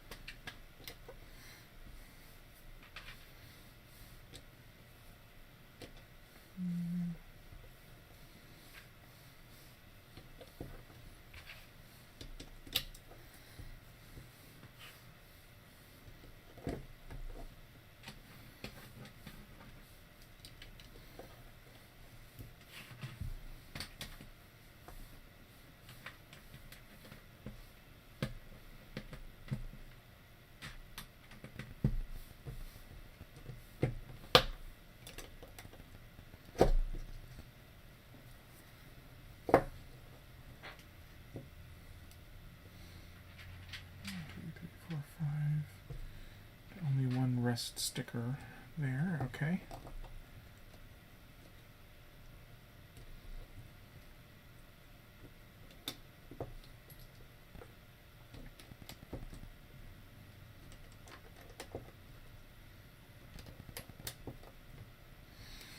Rest sticker number 4.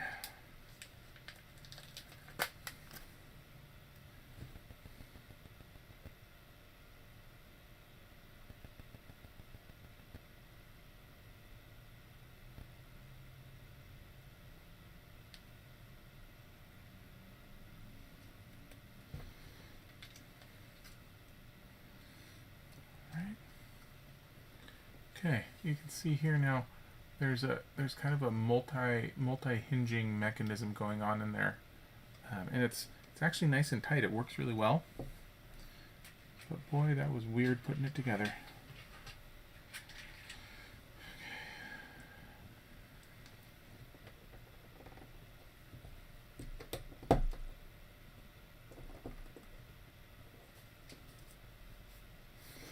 Okay, I've got another door up front here. Nice.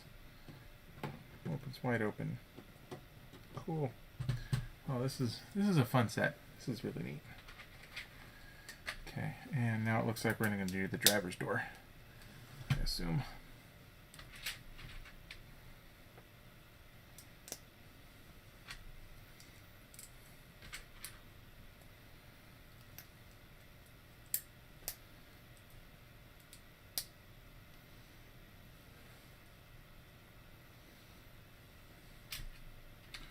See, we're closing in on 2 hours. We're gonna have one more tray after this. What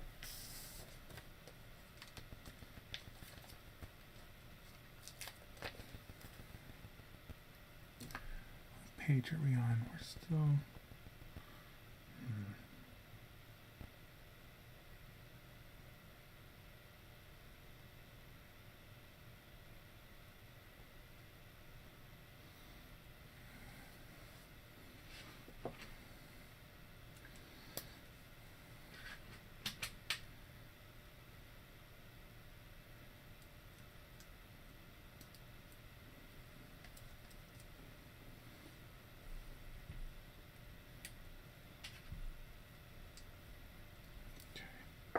I feel like it's the stickers. It's the stickers that really slow me down.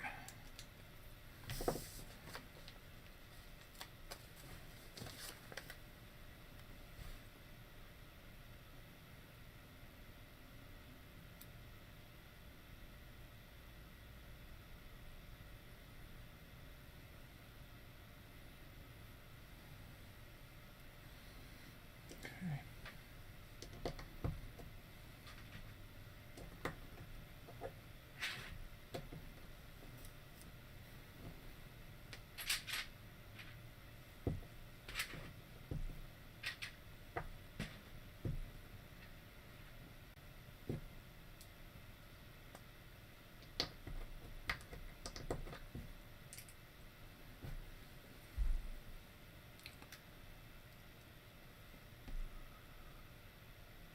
All right.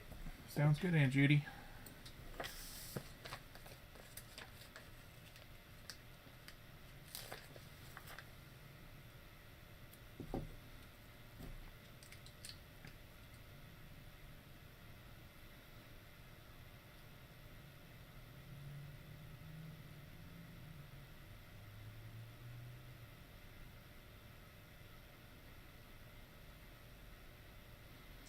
Put that sticker on upside down.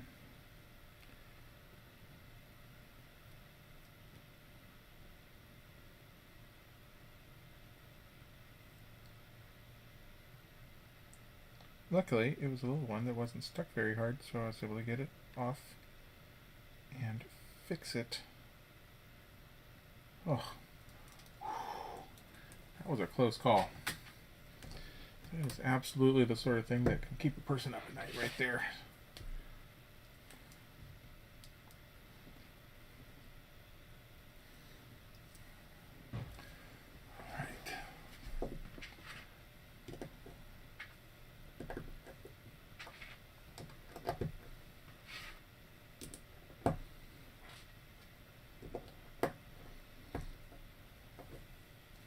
Okay, another logo. So this is, like I said, definitely this is going to be on the other side. This is for the driver's side door.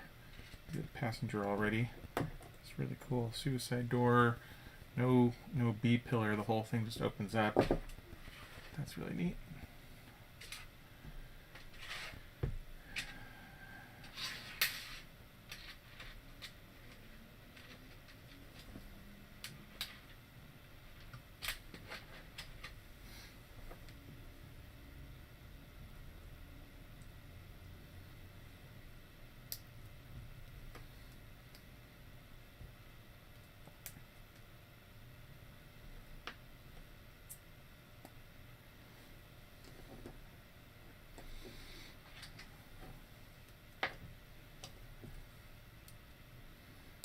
Okay, more weird hinges. But you were gonna, yeah, exactly the same like that other one.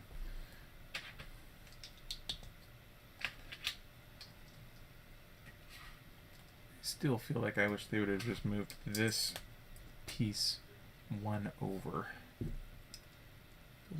Doesn't need to be the way it was. They could have moved it one over and had this be a little bit more normal.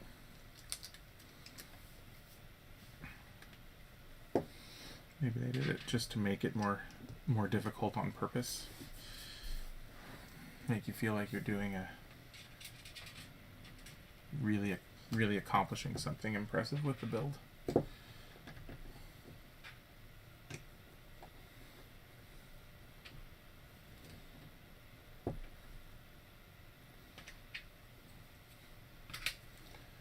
Okay, and more rust.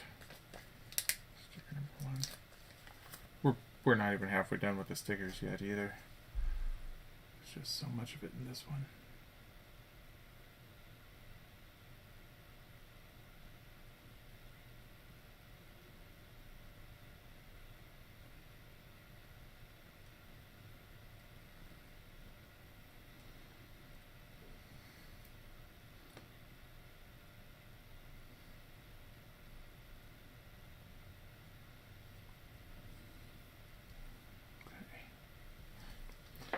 There.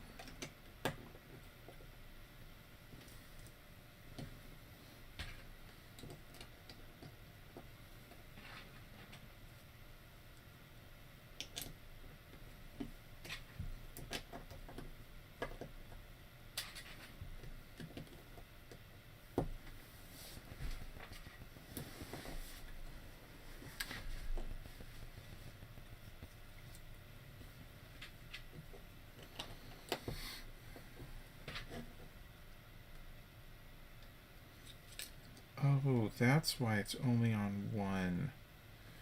Okay, so you can see here that not only does the hinge itself, let's see if I can angle it the right way, it actually pivots on the stud that it is connected to. Can you see this one in the back here? When it turns, it is actually it is pivoting in there. So that's why it only has to be connected to one. That's mad scientist level Lego construction right there. Wow.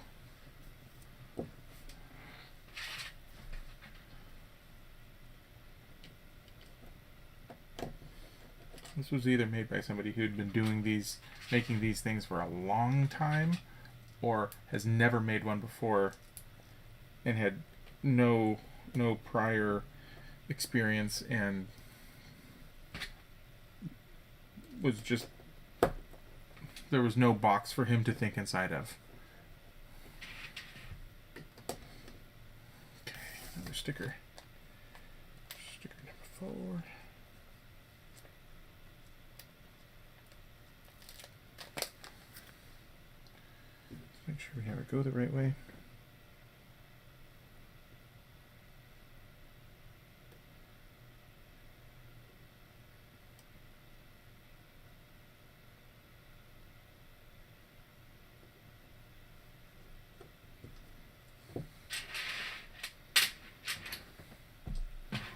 Oh, hey there, Secret Squirrel. Yeah, this set's really cool. There's all sorts of extra secret stuff. If you missed it, I kind of don't want to tell you about it because that'd be really fun. When you go to build yours, you'll see some really fun surprises about some of the interactive bits here. Earlier I was comparing it to the Aston Martin set, the James Bond one. If you've built that, where there's obviously it's a car and you're building a car, but there's so much more going on with the build, with like little, oh, that's the end of that bag. We are on to the final bag, final tray. Yeah, there's so much extra stuff going on this set more than it being a car. It's a lot of fun. All right, let me go get back 6.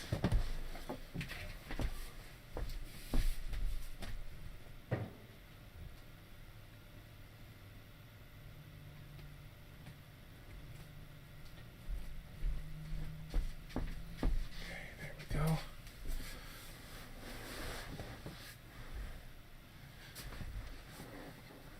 So yeah, there's some really fun surprises that I will not spoil for you, as you have lucked out and missed some of them in the build here.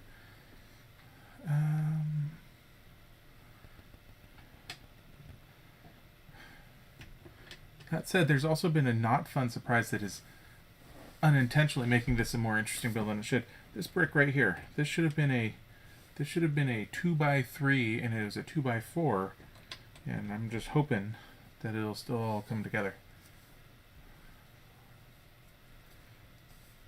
Yeah, I'm putting the stickers on it. At this point, I'm all in. I'm debating whether or not that was the right thing to do, because I could have easily just left off the rust stickers and used all the emblems and things. Kind of wishing that maybe I had made that choice earlier on, but at this point I'm committed to it. I'm not going to let half the car be rusty and half of it not. That would look even more ridiculous.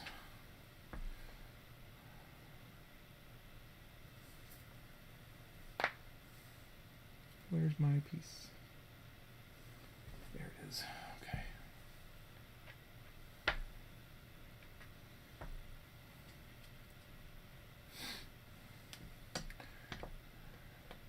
But had I known then what I know now, yeah, I probably would have avoided all the rust stickers.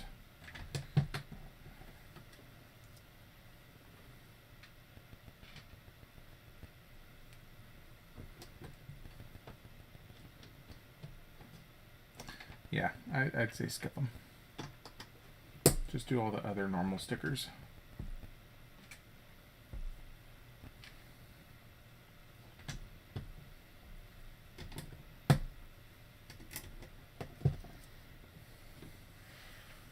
I think 2021 is going to be my year to evaluate how many Lego stickers I end up placing.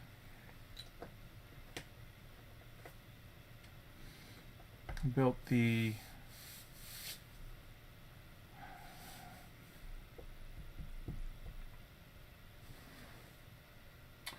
Ferrari. Ferrari 488 GTE earlier, not on the stream, just building it for fun. Not like any of this isn't fun. But when I built that one, I actually left all the stickers off, and I don't know if I should have. Kind of looked weird. There's a lot of extra colors that they had coordinated with the stickers throughout that whole set, and when it was done, it kind of looked a little Ronald McDonald-y. And however, point is, I decided not to put the stickers on it, and nothing bad has happened yet. So I think this year I'm going to be a little bit more selective with whether or not I'm no longer blindly following that I need to use all of the stickers. Probably err on the side of using them, but I'll think about it.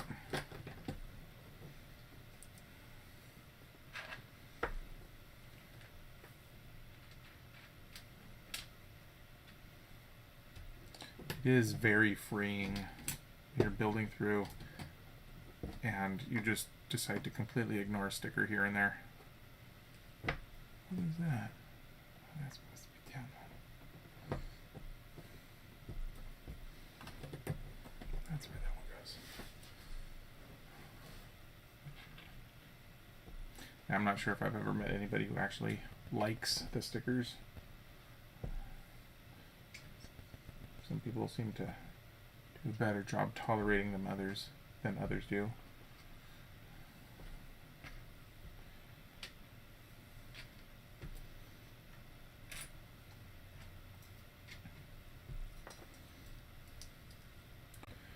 Visiting old classic space sets. Oh, neat. Okay, well I'll go check those out.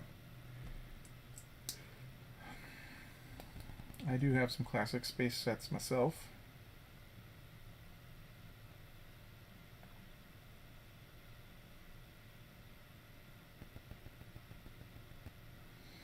I had the Space Police, one of the Space Police sets. That was one of my major favorite sets when I was a kid.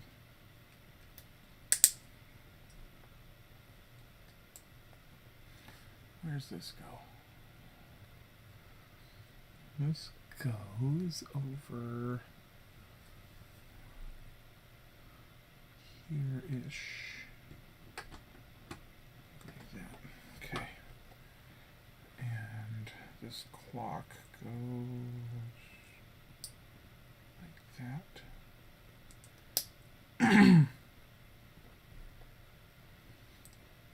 You trying to tell us that you've completed the 12-step program for OCD? Just writing a new book. I feel like leaving stickers off can actually maybe be considered more OCD. Like I'm refining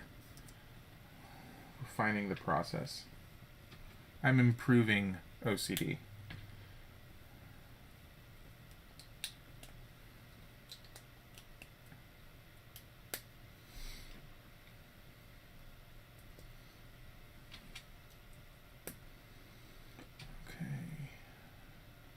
Ooh, okay, 1, 2, this was a, okay, 1, 2, 3, 4, 1, 2, 3, 4, 1, 2, 3, 4.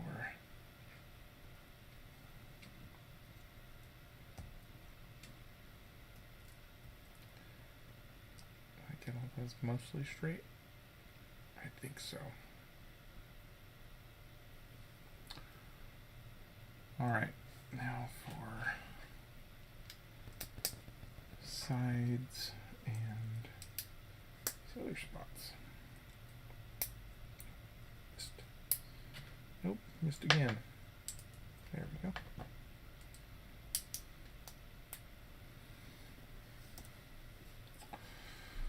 Okay.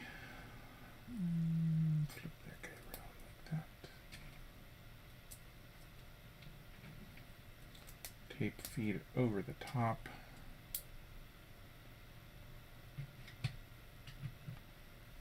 And now these on the back. Got some really fun, complicated little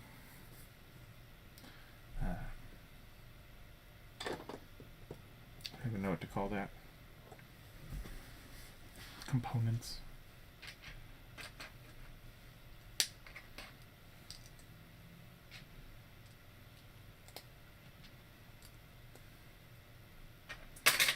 Oops.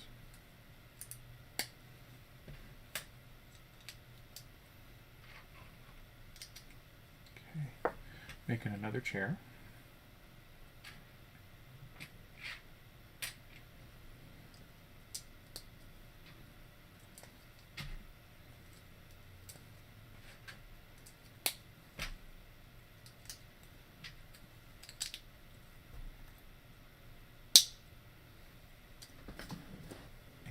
This chair goes back here, aligned with the front of that wall.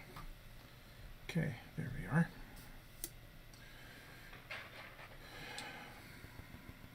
Two videos are of the Surf Explorer set and the rocket transfer set. Cool. Sorry, I probably just made all of my viewers yawn. Apologies. Yeah, I'll check those out.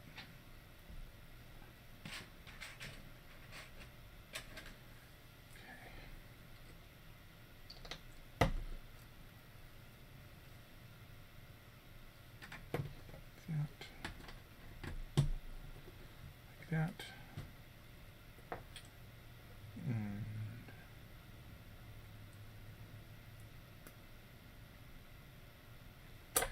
I think can't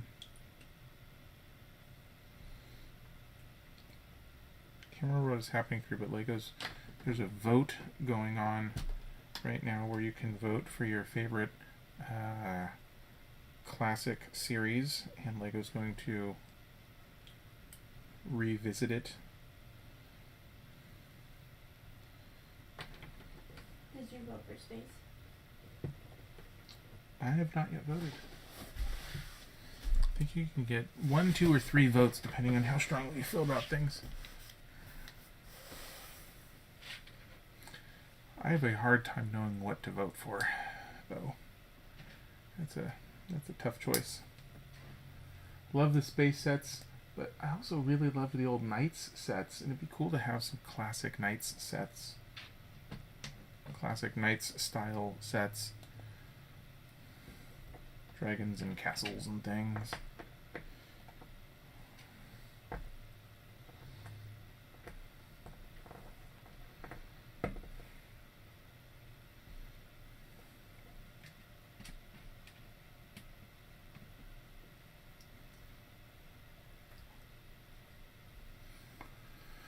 And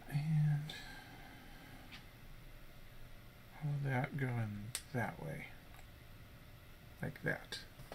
Yeah, sure. Okay, and that connects there.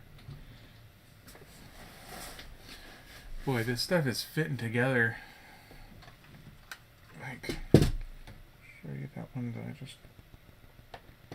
Whoever came up with this stuff. So, like, here's this.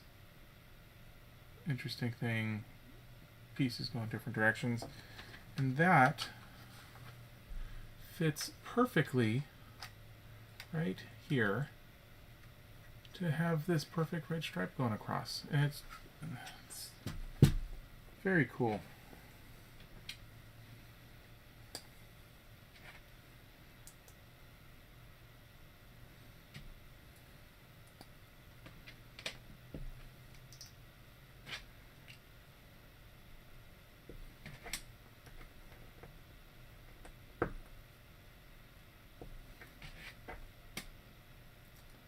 Blacksmith shop. Yeah. Yeah, I feel like the old knights and castles and things might be. I don't know. I want them all. I want Lego to make everything.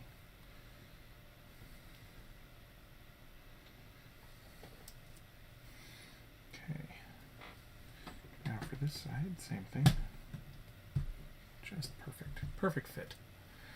Okay, 2 of that.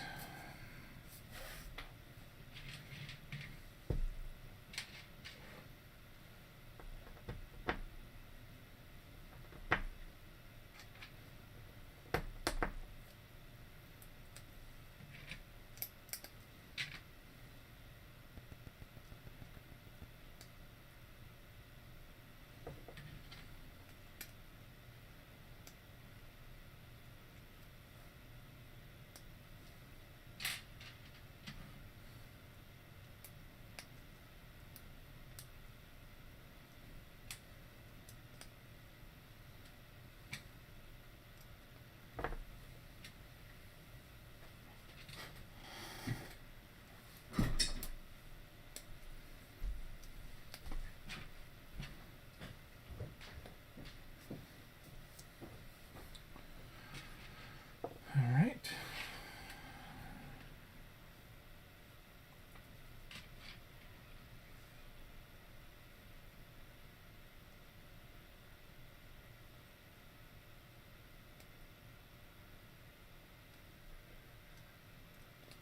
I think we may be getting some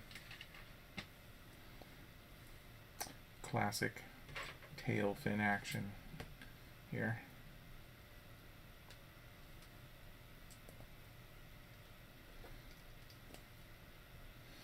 Really classy stuff.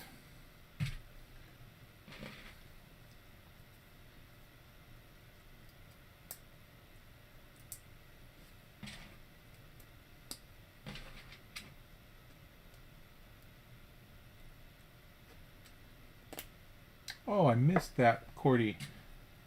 I missed you asking about the blacksmith shop. Yeah. Yes, I am. Sorry. Didn't follow that very well. Okay.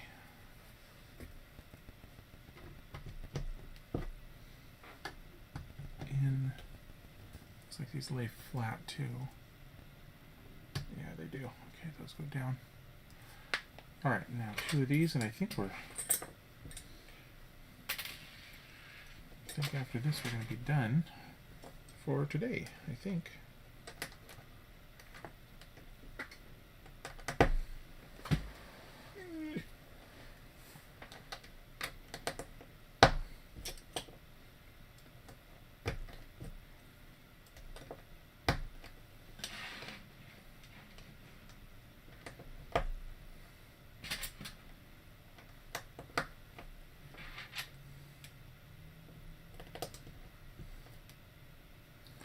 There we go. And beautiful fins. Oh yeah. The back of the car is really coming together now.